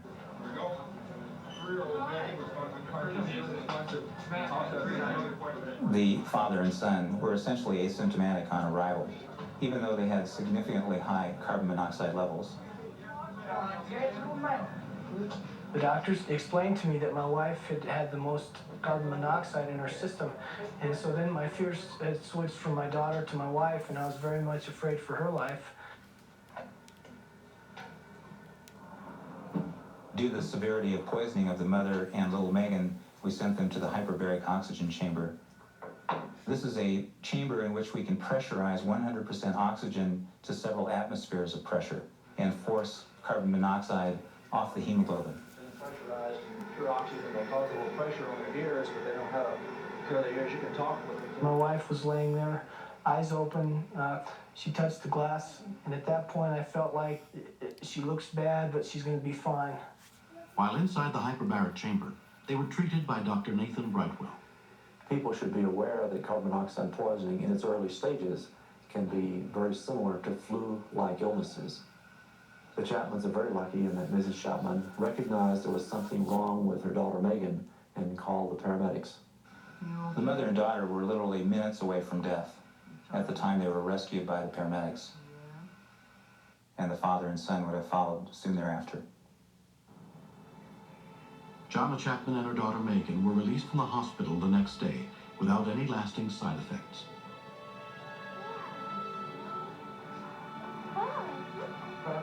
You try and take every precaution possible to make sure your family and your children are safe. And to have something like this that you cannot detect come in and almost wipe your family out was the scariest thing that could have ever happened to us. I could not imagine what would have happened that night had we not had 911. So I always knew how important it was, but now they're a lifesaver. Home heating systems and fireplaces need to be inspected regularly. The poisoning occurred because the Chapman's furnace wasn't properly vented. We've had a fresh air return put into the furnace room. We've kept the window cracked like we were told by the fire department, and we've purchased carbon monoxide monitors. It was really scary because when I woke up in the ambulance, I thought my sister was going to die. I would have missed having a little sister because I love her more than anything. Recently, the Chapman family met the rescuers who helped save their lives that winter night. It was a really neat feeling to be able to hold the little girl Megan and to be able to look at her and know that she was not going to suffer any ill effects from this, and that she was going to be able to go on to lead a fulfilled life. They handle it so wonderfully and so professionally, and yet with such care, that they're just wonderful men. And we really appreciate it. What greater gift could anybody give than to have their family give it back to them after coming so close to losing all of us.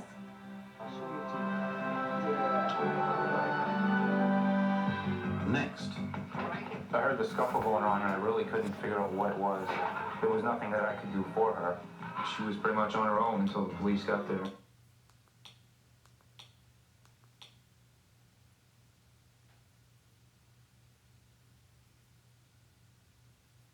At 1-800-684-607.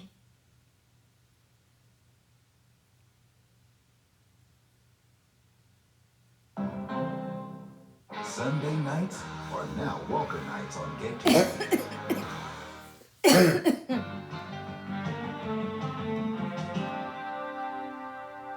On March 21st, 1992, around 10:30 at night, Pam Jones was reading just before going to sleep alone in her house in a heavily wooded area of Scarborough, Maine.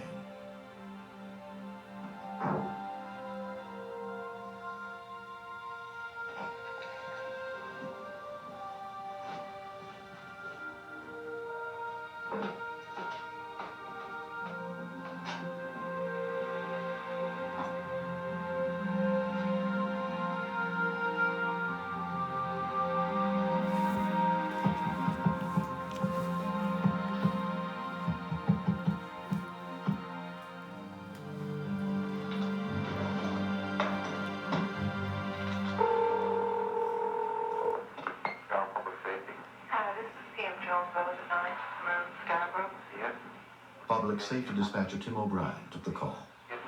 I was wondering if you could have somebody come out and check my house anytime. Hearing noises outside. Outside? I think so, or no, I'm not really sure. I live alone. Scarborough Police Sergeant Marla St. Pierre was in the dispatch center when the call came in. A lot of things go bump in the night, so to speak, and we get quite a few calls. So at that point, it was somewhat ordinary. You want me to keep you on the phone while we get someone up there, or you want me to hang up with you? You can call back here.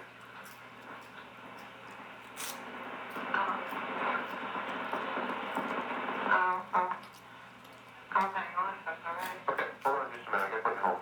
Okay. Someone in the house is outside. 22 Scott. Officer Shirley Hughes and her partner happened to be on patrol less than 3 miles from the house when they were sent to the scene. 10-4 will be 10-8 code D. I got a few more. Just, you got any more? Yeah. Which one can I go? You don't tell me if I want one. An animal down there. How did you get in? Okay, I'm gonna put the phone down for a minute, but if you need anything, just yell and I'll hear you. Okay? Since we did think it was a routine call, we didn't really start to get overly excited about it.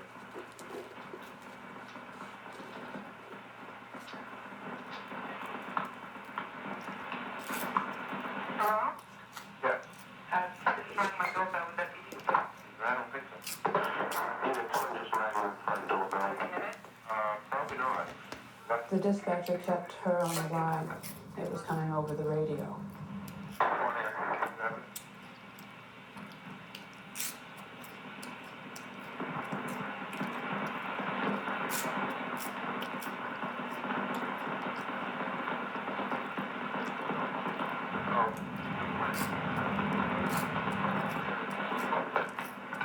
No power, but still. Okay. Just stay away from the door if you can. Or the windows. What's that? I have lights on now. I did before. Okay. I just heard the doorbell and she said there's no cars and she's just turned the lights on and it's still ringing.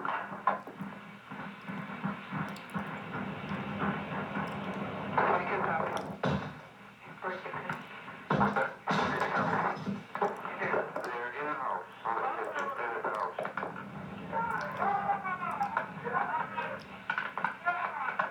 Copy. 22.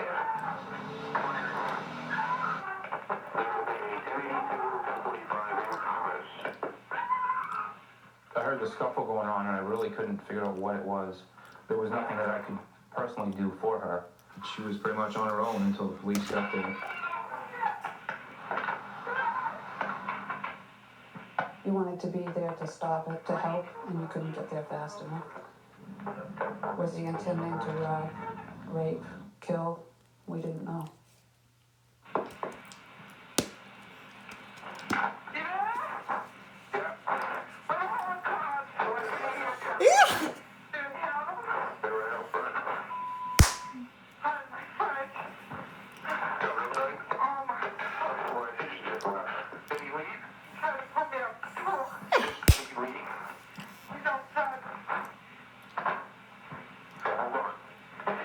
The subject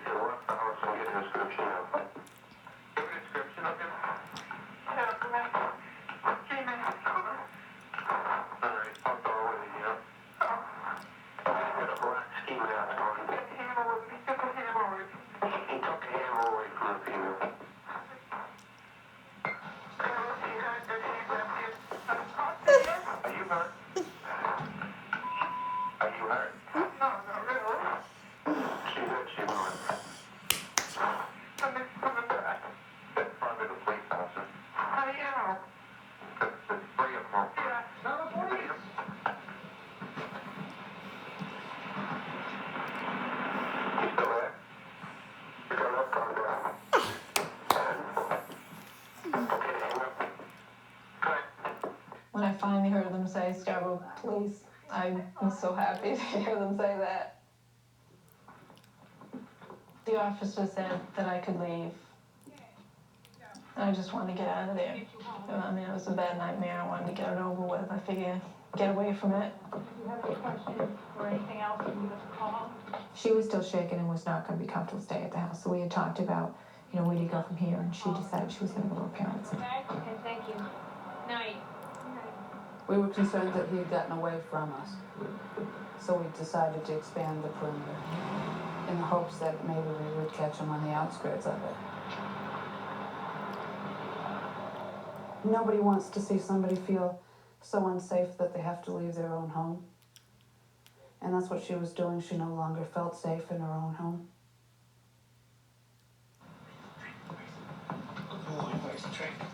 We didn't know if he had a car parked nearby. We didn't know if he had been picked up. They were trying to do the search with the dog, and nothing was coming up.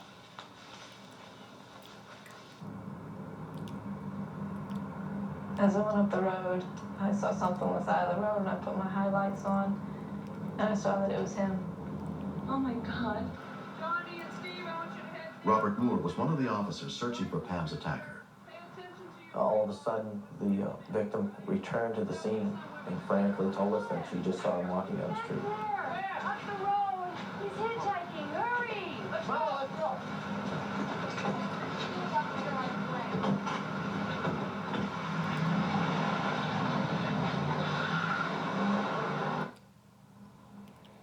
I'm gonna go into Sherwood Acres here.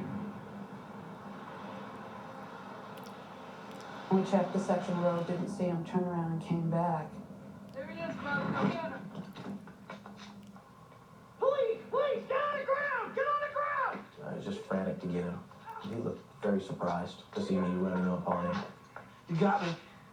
You got me. Don't move. Could finally rest easy and take a deep breath. It really felt like I had just won the big game. 7 Scarborough, we got him. I need a cruiser for pickup. He matched the description physically that we had gotten from the victim. He also had the ski mask. Stay down. Don't move. And we could see that he had the hammer mark on his face. So that confirms the fact that the victim said, I hit him with the hammer. It's like, thank you very much, case closed. The suspect was subsequently convicted of burglary and assault and sentenced to 5 years in prison. I gotta go to jail. In the year that has passed since that night, Pam has moved to a different house. One of the first things I did at my new house was put in deadbolt locks. Sunday nights are now Walker night.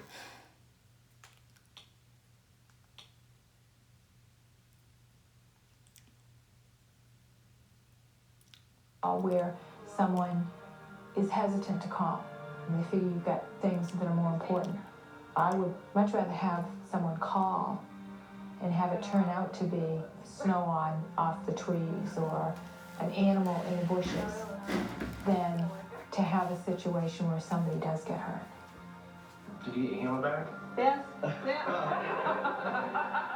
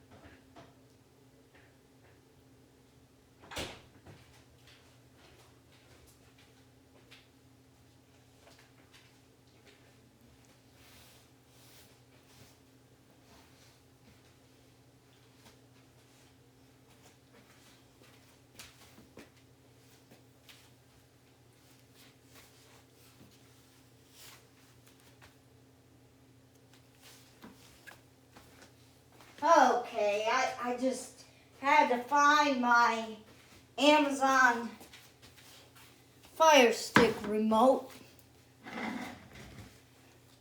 Those were the April 23rd episodes. Now I'll do the 22nd. Excuse me.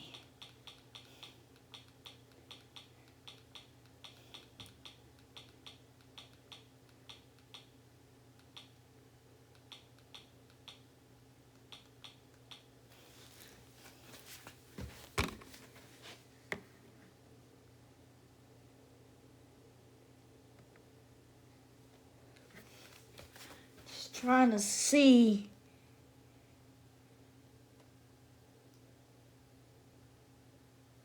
I think it says an hour and 33 minutes.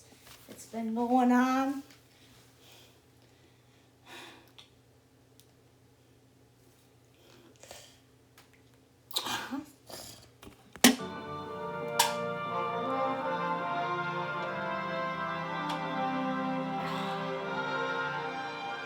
You know, kid, I think that one might make it in here. I wouldn't bet against it, Coon. He's got all the makings.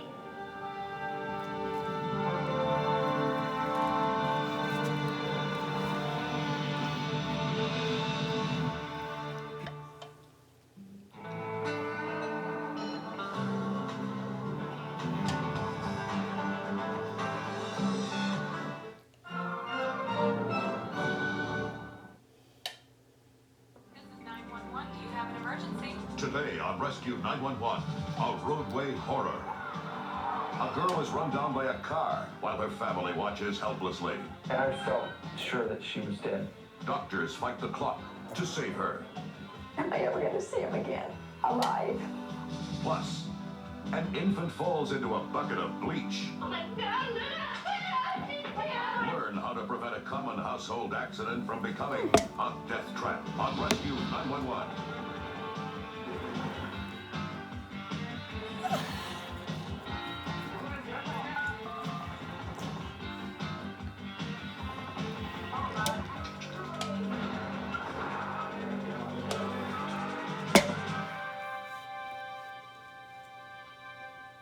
In a crisis, success is measured in terms of life and death.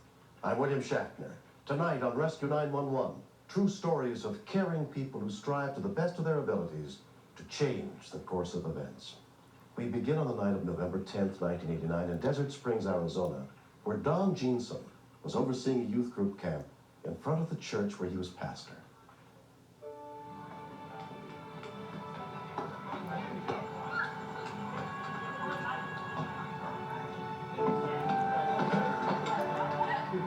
Don's 12-year-old daughter, Susanna, was sharing a tent with a group of girls her age, including Beth Edelman.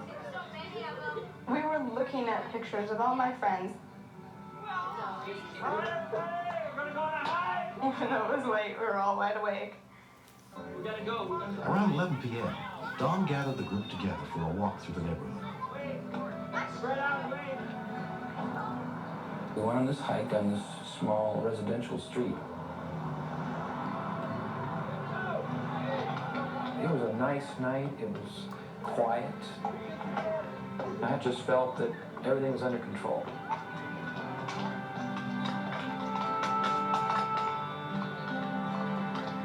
My son Jeremy and Susanna both were playing kick the can.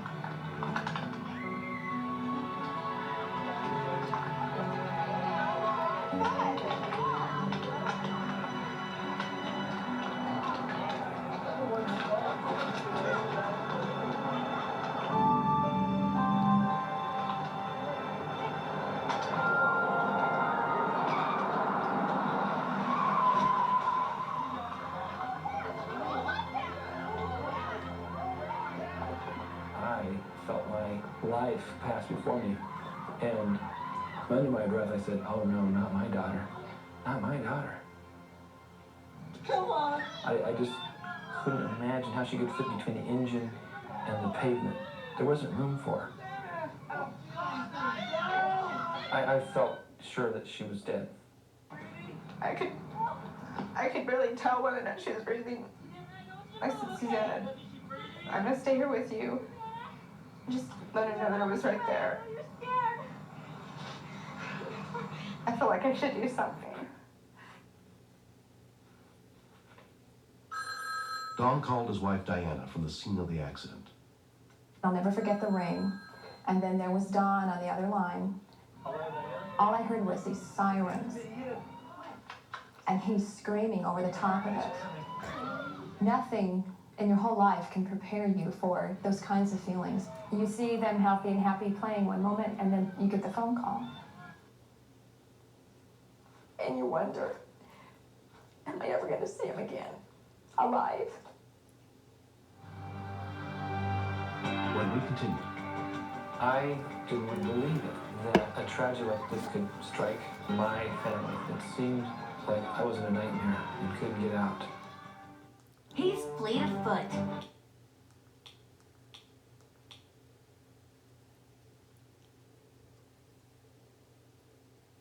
State coverage perfector is like magic. All of my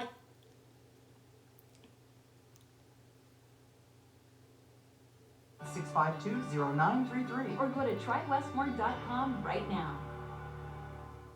School's in session with the Steve Harvey Show, weekdays at 7 on Get TV.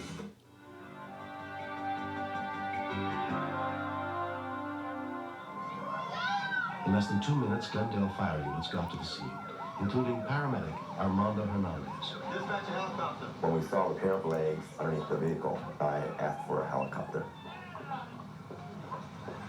We didn't know what type of head injury and internal injury she had, but we knew she was pretty serious.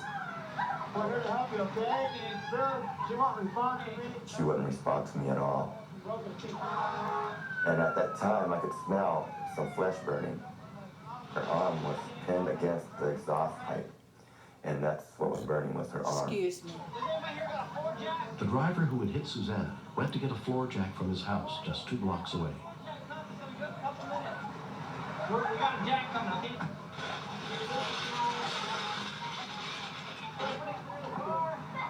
The fireman actually got under the car with my daughter, shielded her from these hot, burning pipes. And told her I didn't watch any of that. I couldn't. I didn't want to believe it, that a tragedy like this could strike my family. It just seemed impossible. It seemed like I was in a nightmare and couldn't get out. Susanna arrived at the hospital within 40 minutes. The insult to the head was so bad, it was like an egg, a cracked egg. Many breaks. She was in shock, cold and gritting her teeth, and did not know me at all. That was the last time I saw her conscious. I'll run out and talk to him. Among those treating her at St. Joseph's Hospital was nurse Steve Nelson. She was bleeding throughout her body, and we replaced her blood volume at least 2 times. At this point, Finally, a young doctor sat us down, and he said, medically speaking, they couldn't do anything else for her. In the next 15 minutes or half an hour, you could lose her. I noticed that you folks believe in prayer. He says, now's the time to pray. Well, we all joined hands, and then about a half hour after that, he said the bleeding has totally stopped. And we just knew it was a miracle. Susanna had broken more than a half a dozen major bones and suffered severe head trauma in the accident. Over the next couple of days, her condition deteriorated. In an attempt to ease the pressure and reduce brain swelling, doctors put her in a drug-induced coma. During the surgery, the neurosurgeon left off a large piece of her skull to allow for the brain to swell. Susanna's family came to the hospital every day. But during the following week, her condition continued to worsen. The neurosurgeon told them there was a procedure that might be used to try to drain the excess fluid on her brain. But the operation was very dangerous. If it failed, Susanna could die instantly. Literally, this is our last hope. It may not work. I have no choice. pressures inside of her head slowly returned to normal. But Susanna was still comatose. Nothing worked on her body. She's in her own coma now. As Susanna's vital organs began to shut down, Dr. Bob Graham gave her only days to live. We did not know if her brain was alive or dead at that stage. We could not pick up any brain waves on the EEG. The chances of her surviving be a normal child, probably 1 in 100,000, 1 in a million. Jeremy's been going to school now. Susanna had survived so much already. And at that point, she still was hanging in there. We'd touch her, we'd put lotion on her, Grandma's here every day. telling her about our days, And Grandpa's still helping. telling her about her friends. Susanna remained in a coma for more than 2 months.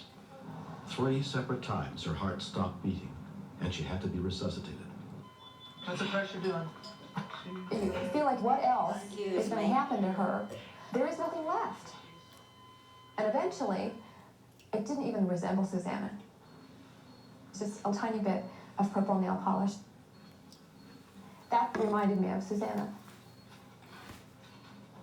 You loved her, you missed her, and you go in and want to see her, and it wasn't her. January 8th, 1990, we spent an extra long time in intensive care. The next morning, Darlene, her nurse, called. And you have to understand, whenever the phone rang in our house, you're waiting for, "We're really sorry." Darlene said, Susanna opened her eyes and just started watching me work. Her eyes followed me around the bed. We could hardly get dressed fast enough to go down there. She mouthed the words, "Hi, Mom." She had recognition in her eyes. It was like your daughter had been reborn. It's like the greatest dream you could ever have came true. Tests revealed that Susanna's brain was still functioning normally, but she faced months of painful physical, occupational, and speech therapy to relearn everything. And it was grueling. But it did not stop the therapists. They were geared to push her. She'd see them coming in, and she would openly weep because she knew it was going to hurt. But by the end of April, Susanna was able to take some steps. It did it. Susanna Jeanson spent 7 months in the hospital, recovering from her massive internal injuries and many broken bones. It's been 2 years since the accident, and except for some weakness in her lungs, she continues to develop like any other 14-year-old. My biggest accomplishment in my comeback, I thought, was I finally was able to walk, because I don't even know how it felt to be able to walk before my accident. So it was really a big accomplishment to me. How happy can a mom be when she's had her kid taken away and then given back? I'm very grateful for all the work that all the doctors and nurses and friends did for me. Susanna has left a wake of medical people profoundly astounded by what she survived, but yet they shouldn't forget for a moment that it's they that helped her pull it off. I really felt that if she died, I wouldn't be the same. A part of me would die without this bundle of joy. I was in danger of never being the same person, and somehow I am. She's been through death. She knows what life's all about, you know. People and love. Family. I'm looking forward to what life has in store for me still. I'm dying to find out what it is, too.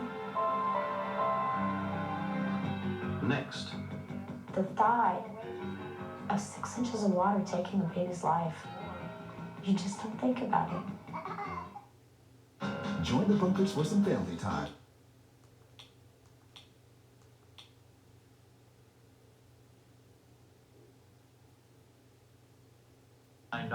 That's impressive. Well, you should also know.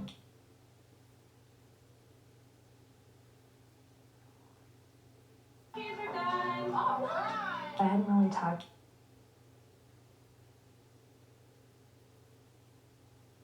$9. That's impressive. Well, you should also know 96% of customers recommend the Hartford to friends and family. Wow. Now, friend, you've got friends and family you can tell about. I do. I knew you did. I'm a good messenger. You are? Yeah. You're a good driver, too. Well, thank you. Join the millions of drivers 50 and over who switch to the AARP auto insurance program from the Hartford. Not an AARP member? The Hartford can help you join in minutes. To get your free no-obligation quote and see how much you could save, call the Hartford at 1-800-684-6073. That's 1-800-684-6073. Or go to gohartfordauto.com. The Bucks got your back.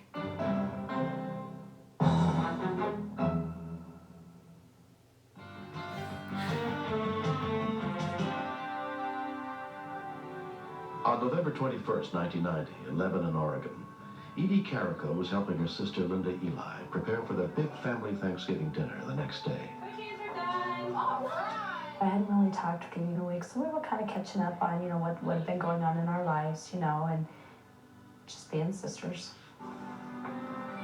We were talking about the kids and how big Jessica and Sierra were getting.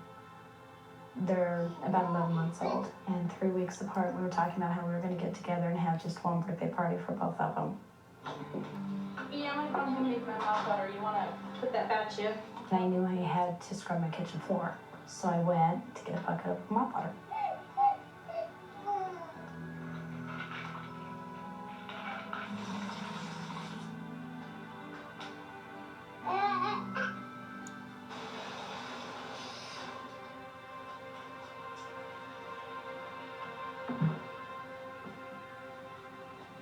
I walked out and closed the doors thinking that the babies might accidentally go in there and get into it or spill it. We were gonna lay the girls down for a nap. That way I could mop my floor and it'd be dry before they got back up.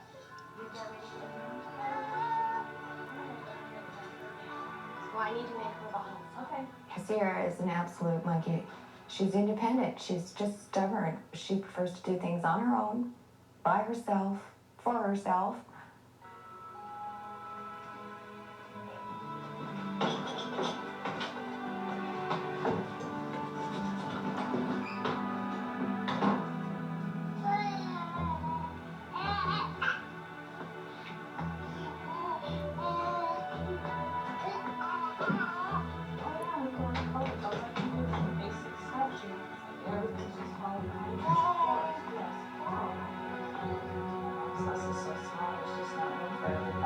Oh, yeah. And Chatty and Gio are a big family, and everybody don't realize how much work it is. There's no way this one can handle all of them unless she started a month before.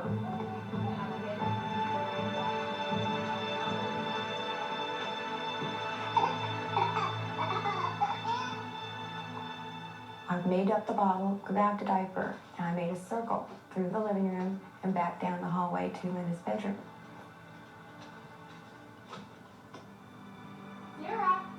Sierra wasn't there. Jessica was.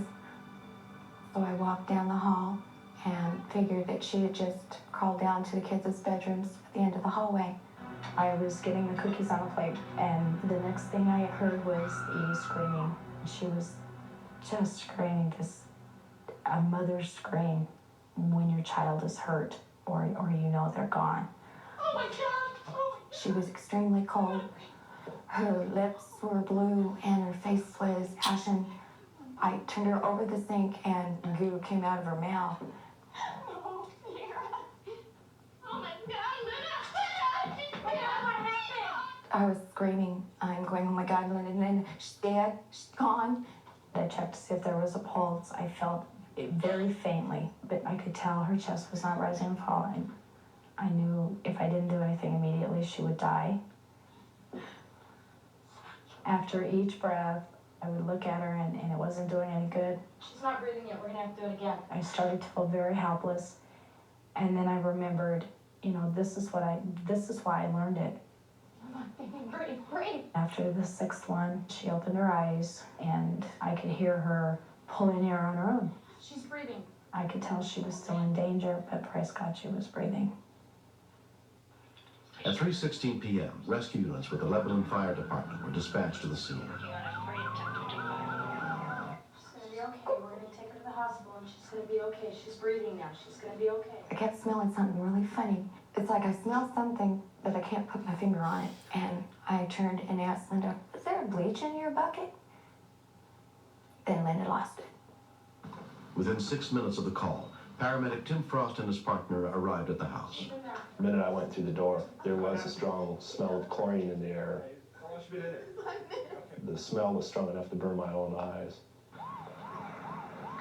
We didn't want to waste any time. She was in very serious condition. Because of the added problem we had with the chemical in the water, we gave her not much of a chance to survive. 10-month-old Sierra was taken to Lebanon Community Hospital, where she was examined by emergency physician Les Pliskin. When the child arrived in the emergency room, she responded to what we call noxious stimuli. From that point on, she became less responsive. She never did open her eyes to voice at all. Sierra was flown to Dorenbecker Children's Hospital and put under the care of Dr. Alan Pascal. We knew that she was likely to have a severe lung injury, and she also had an inadequate function of her heart. Her blood pressure was very low, very difficult to measure.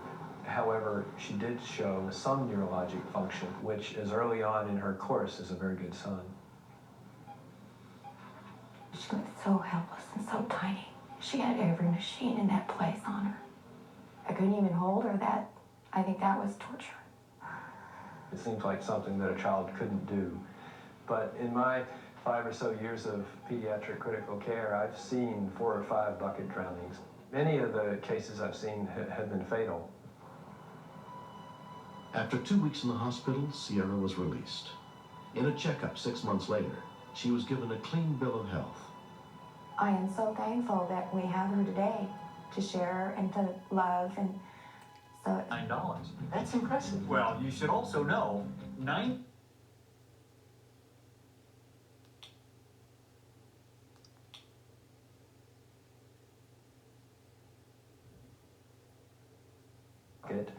and unable to get themselves out. I feel any parent, mother, father, grandmother, grandfather, aunt, uncle, should get CPR. I never thought it would happen to me. But at that time, I had the knowledge and I used it, and she's alive today because of it.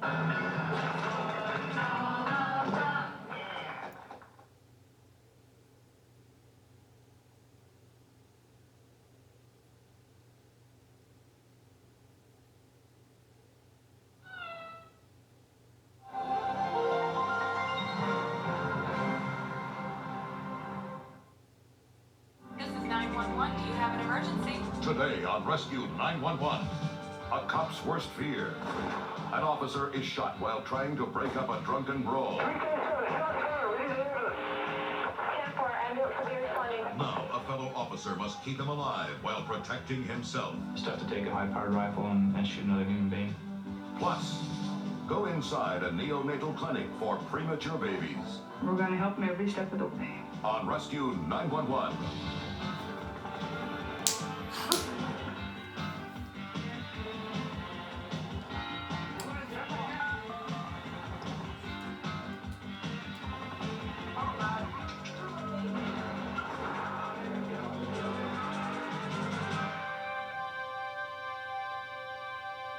On July 6, 1991, police officer Phil Weber was assigned to patrol one of the safest areas in Provo, Utah. Around 5:30 p.m., he and a deputy from the sheriff's department, Mike Morgan, were working together on a routine investigation.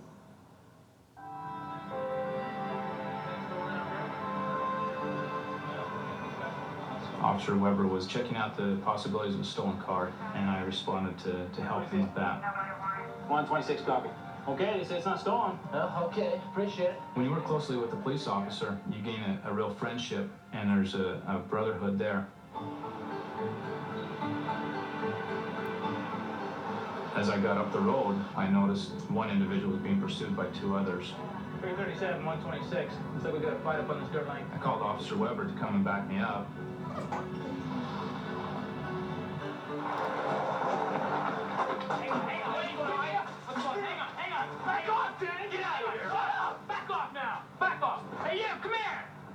one saw me and took off running back down this dirt lane. I didn't pay attention to him at that time. I had the two others who now are very verbal with each other. What started all this? Troy did. Oh! Officer Weber responded, and he took charge of the one individual. Hey, look, nothing's happening here. What's going on? Now, we can go two ways. You're intoxicated? He was very belligerent. He was intoxicated, and I was preparing to make an arrest. We haven't done anything wrong. An hour, He just started 57 pushing me, we got in an minutes. argument, and pushing me in the face, he was punching me in the face. Stay here. Mike! Down there. I looked down the lane, and I saw the individual who had run from us now walking up the lane with a rifle in his hand. What's going on? Get out! 37, King 1033. 10 for unit for 1033, Boat Harbor Drive. Provo Police and Fire Dispatchers Susan Lester and Linda Hardigan were on duty that day. 1033 is officer needs assistance. Now, I'm thinking there's something wrong. There's something big time happening because Phil wouldn't call for 1033 if Phil wasn't in real danger. When we continue. Good! Let it down!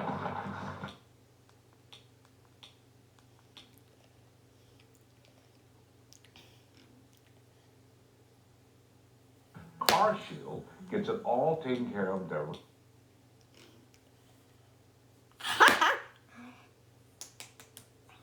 There's just no big bills. If we needed repairs, CarShield was there for us. That's why I recommend you get in touch with the folks at CarShield today. Then you simply don't have to worry about a big repair bill. Need a new CV joint? No problem. AC compressor? No problem. An oxygen sensor? No problem. CarShield gets your repair shop paid directly. You don't ever have to wait for a check or submit for reimbursements.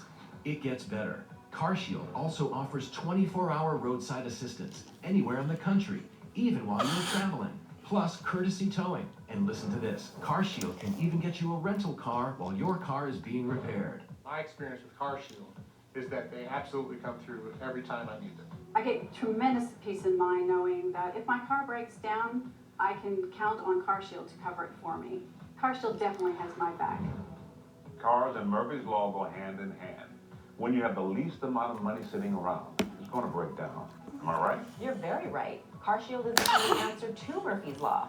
Because when you have CarShield, no matter how your cash flow is at the time, you'll have so many less worries about paying for a big auto repair bill. Don't get hit with a repair bill you didn't expect. Call or go online right now to get an affordable CarShield plan for your vehicle. So, if your vehicle has 5,000 to 150,000 miles, just tell us the make and model of your car or truck and get an instant plan quote. In a matter of minutes, you can be covered. If you're on a budget or fixed income, CarShield has a coverage plan that's right for you with low monthly payments. So getting protected is super easy. When you call today and get CarShield, you simply won't need to worry about those big expensive car bills anymore. Now that's what Larry Mack calls a big win. The administrators have paid out more than $1 billion in auto repairs. That's billion with B. Listen, if you haven't called CarShield yet, what are you waiting for? Now it's the time to make the smart choice and protect yourself from sky-high auto repair bills. Call now for a free and instant protection plan quote. It's only a matter of time until repairs are needed, and once your car breaks down, it's too late. CarShield is who you're going to call. Call 1-800-210-3096 now for your free instant protection plan quote. That's 1-800-210-3096. Catch Amen on Funny Side Up every weekday at 6 a.m. Eastern.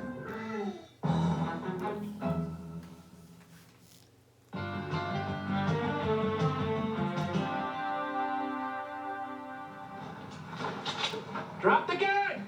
He didn't appear to have any fear of what he was walking into. Stop where you're at! Drop the gun! Drop the gun now! Put the gun down! We were shooting a number of shots, but because of the distance, at 125 yards with the shotgun, they weren't having a lot of effect. 337, shots fired. We need an ambulance. 10-4, ambulance will be responding.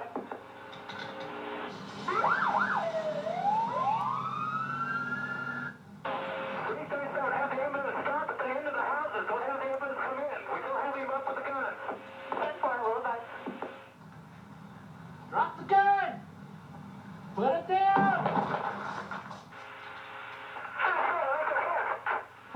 that Phil was shot, I couldn't believe it.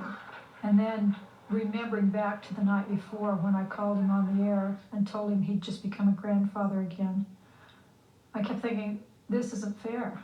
Stop! Put that gun down! Put the gun down! Drop the gun! Stop where you're at! Mike, I'm in here. He had a large quantity of blood squirting from his neck, which appeared to be an arterial type bleed. You're okay. No, no, Phil. I don't want you to lay down. I want you to sit up. And at that time, I thought Phil was going to die. I didn't think he would make it. Phil, look at me. You're gonna be okay. You're gonna be all right. As I'm holding Phil's neck, I'm looking through the rear window at the suspect. He was struggling with his gun and getting up into a sitting position at this time. Okay? Okay. I realized that Phil was very vulnerable now, sitting on the ground behind my vehicle. If the suspect were to shoot underneath the vehicle, Phil's back was exposed to him. Look. Phil, deep breath. Deep breath, okay? I realized that I had to do something to put the suspect down. No, don't lay down. Don't lay down, man. I want you to sit up. I want you to sit up, okay? I pulled out the M14 with my right hand, still having my left hand on Officer Weber's neck. But I wasn't able at that point in time to put a round in the chamber because I only had the one hand that I was operating with. I knew that I was going to have to leave Phil sometime. I couldn't continue to hold on to that neck. And in a very short time, Phil would bleed to death. You're all right. Okay? Can I help? I was nervous at that point. I didn't know whether the suspect was going to attempt to hurt Phil or to help him, but I believed that I didn't have any choice in the matter except to let him help me. Don't you let go. Bleed. You're all right.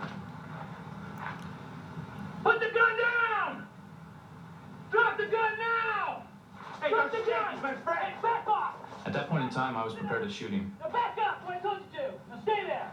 I realized this was the most dangerous situation I could be in. I now had a suspect fighting me from the rear. I had a suspect in the front of me trying to shoot me, and I had to try to divide my attention between the two of them. Drop the gun! Don't away from me! Put the gun down! Drop the gun!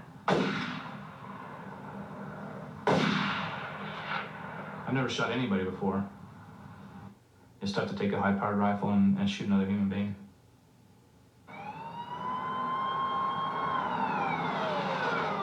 Park Ranger Mike Forshee and his partner had heard the report of an officer shot on their radio. When I ran up to the scene, first thing I said was, "What the heck have you guys got yourself into?" I don't know what's going on here.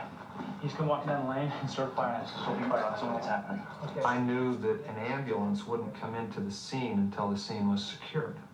And that was a definite concern, was to get them there as quickly as possible. We need to go down here and get the gun away from this guy, okay? Okay. Noting the condition that Phil was in when I came up, I thought he could die. Officer Forshee and I went down the lane, leaving our position of cover, but I felt like I had no other choice to get down there and to get the gun away from him. Okay, Mike, I'll get the gun. Okay. You cover him. Keep your hand away from the gun.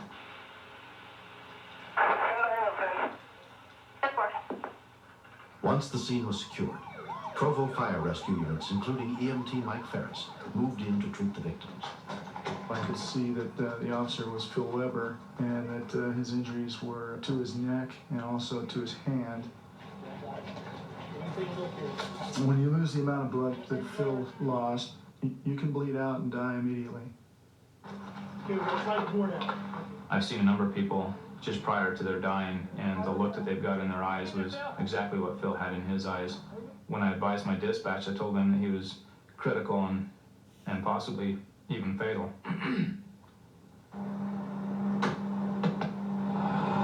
Phil Weber was transported to Utah Valley Regional Medical Center and put under the care of emergency physician Elmo Gruel. I saw a small penetrating wound on the right side of the neck, and my concern was that he was bleeding internally from rupture of the carotid artery. We're going to need x-ray for a cross tape. Also on the examination, we noticed that his index finger was almost completely shattered, and was very concerned about this injury secondarily. Phil's wife Karen came to the hospital as soon as she was notified of the shooting. I was very shocked at seeing all the blood, and I could feel the tears welling up inside of me, and I wanted to be strong. I really held back the tears as much as I could, and I told him that I loved him, and he meant everything to me.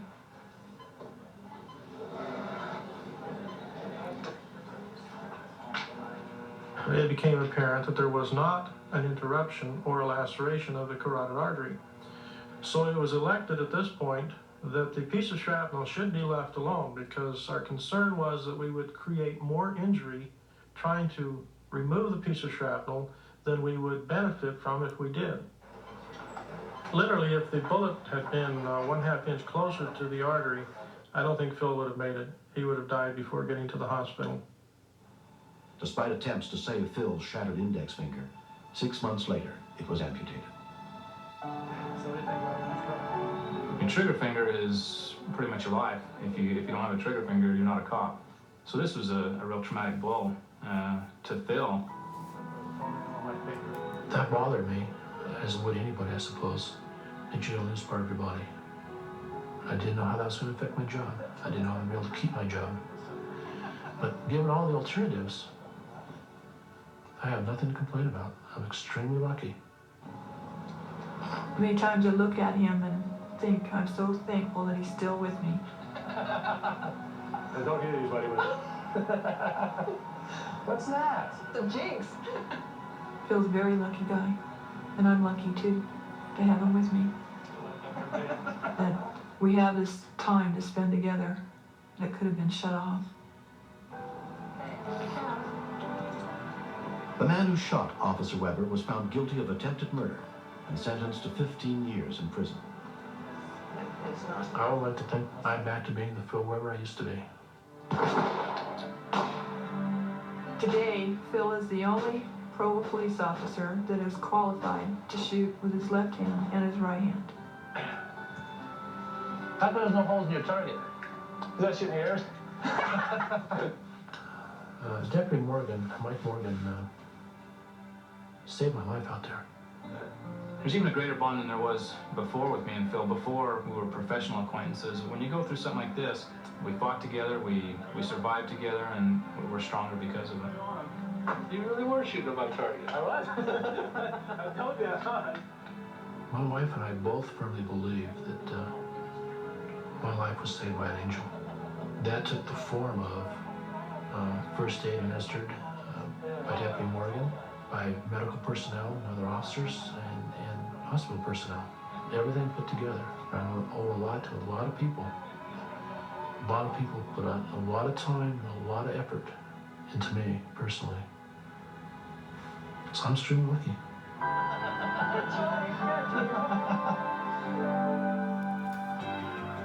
Next. Touch the girl while you're helping him breathe, okay? It's hard to do.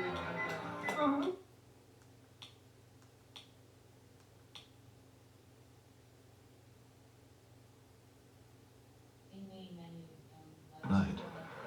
Dr. Robert Roth is the director of the transport program.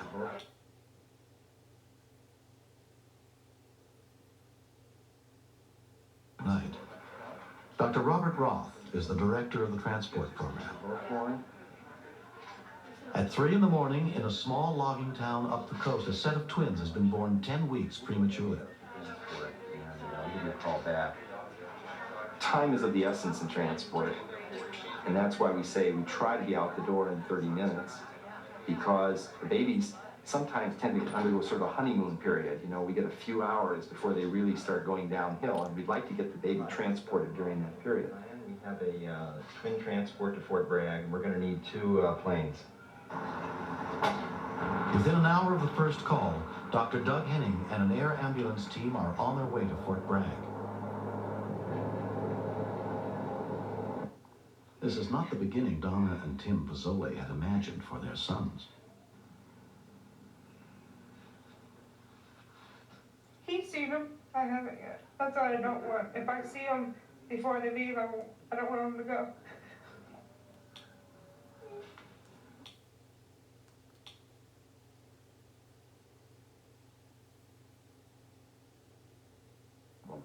This story is not a recreation.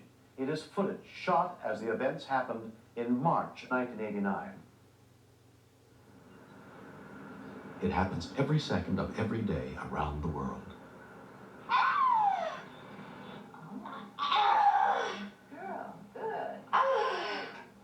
Good push. Now look at here comes your baby. Here comes your baby. It's a boy. Have a nice little boy. She wants him ready. Hi, He's a little slippery. Hold on tight. He's slippery. You did it. Can I touch him? Of course. He's your You're day early, but that's okay. But being born early is a struggle for most of the babies at the Mount Zion Perinatal Center in San Francisco. Desperately ill babies are transported here from all over Northern California and Nevada at any hour of the day or night, usually night. Dr. Robert Roth is the director of the transport program. At 3 in the morning, in a small logging town up the coast, a set of twins has been born 10 weeks prematurely. I'll give you a call back. Time is of the essence in transport, and that's why we say we try to be out the door in 30 minutes, because the babies sometimes tend to undergo sort of a honeymoon period. You know, we get a few hours before they really start going downhill, and we'd like to get the baby transported during that period. We have a twin transport to Fort Bragg, and we're going to need 2 planes. Within an hour of the first call, Dr. Doug Henning and an air ambulance team are on their way to Fort Bragg. This is not the beginning Donna and Tim Pozzoli had imagined for their sons. He's seen them. I haven't yet. That's what I don't want. If I see them before they leave, I don't want them to go.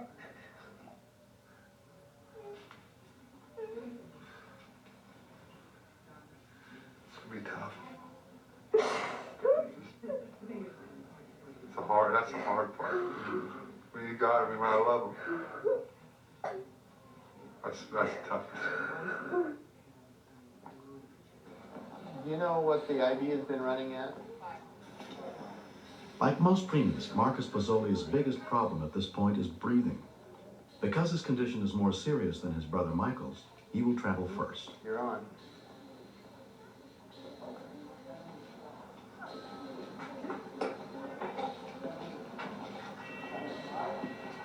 The twins have been born with respiratory distress syndrome. Without immediate medical attention, they would die within a day of being born. Donna is given a brief moment to meet her son and say goodbye. Touch the ventilator, helping him breathe, okay? It's hard to leave him, isn't it?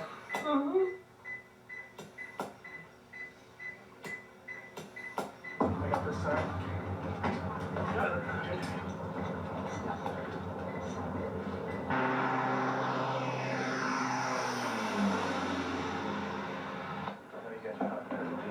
Back at Mount Zion, Dr. Roth's team prepares for the arrival of the first baby, Marcus. 20 minutes out. Got that, take care of it. All right. Welcome to the big city, kid. High-tech neonatal care like this has increased the survival rate of babies by more than 50%. Hey, that way. Yeah, this is twin B. This is twin B. They intubated the baby, put him in 100% and on ventilator settings of about 25 over 4 times the rate of 35 and dropped in a UAC. The kid has had blood cultures taken and is on AMP and GEN and has had eye care and vitamin K. Now, we've been a little bit disturbed by the fact that this kid has been running a heart rate that's been ranging between 95 and 115 and regularly, and the kid seems quite quiet. The real question, of course, is whether or not we do an LP when the kid's a little more stable. Yeah, Jeff's bringing the other one down. The second plane arrives by late evening, carrying the Pozzoli's other twin son, Michael. Was fairly The next morning, Dr. Susan Snyderman brings Dr. Henning up to date on the events of the night. nicely. And he was nice and stable all night, and then this morning on the routine chest x-ray, had another pneumothorax. Oh boy. So we had to put a chest tube in here because that lung collapsed down. Call for me? Yeah. 2 days later, Donna and Tim come to San Francisco to be reunited with their sons. Here they are. These are the 2 babies. Yeah, and I know it looks, all these wires and various things. Just so you know, that all these things are just attached to the skin. The only thing that's actually going into the baby is this tube. So some parents come in looking at a baby that size and think, my God, this baby's going to be damaged the rest of its life. And we can say, no, your baby's really doing well, and we'll keep you informed along the way as things develop. Obviously, this is a very stressful occupation. But when you put all your energy into saving a baby, what happens is you're really giving a whole lifetime to a person, and it's very gratifying. This one's not gonna open. Well, they're doing a lot better here than they'd be able to do it in Fort Bragg. They're in good hands here. So as long as they're getting better, and I can take them. This story is not a recreation. It is footage shot as the events happened in...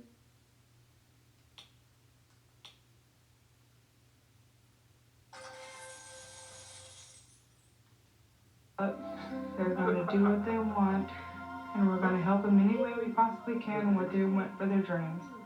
And we're going to help them every step of the way. Both babies will be monitored for the next 2 years, but for Marcus and Michael, the future looks promising.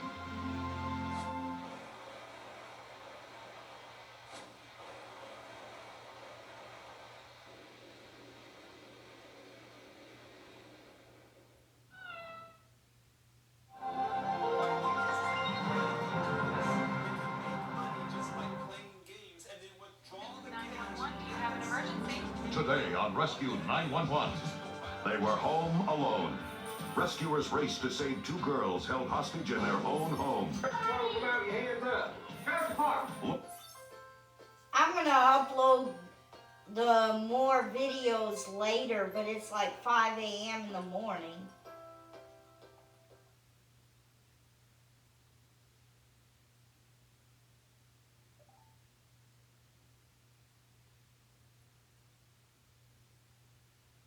For more full Rescue 911 videos, hit the big red button and subscribe. Peace out, YouTube. I'm gonna, get my iPad out of the stand now, and then I'm gonna click on Finish Event with the Streamlabs app.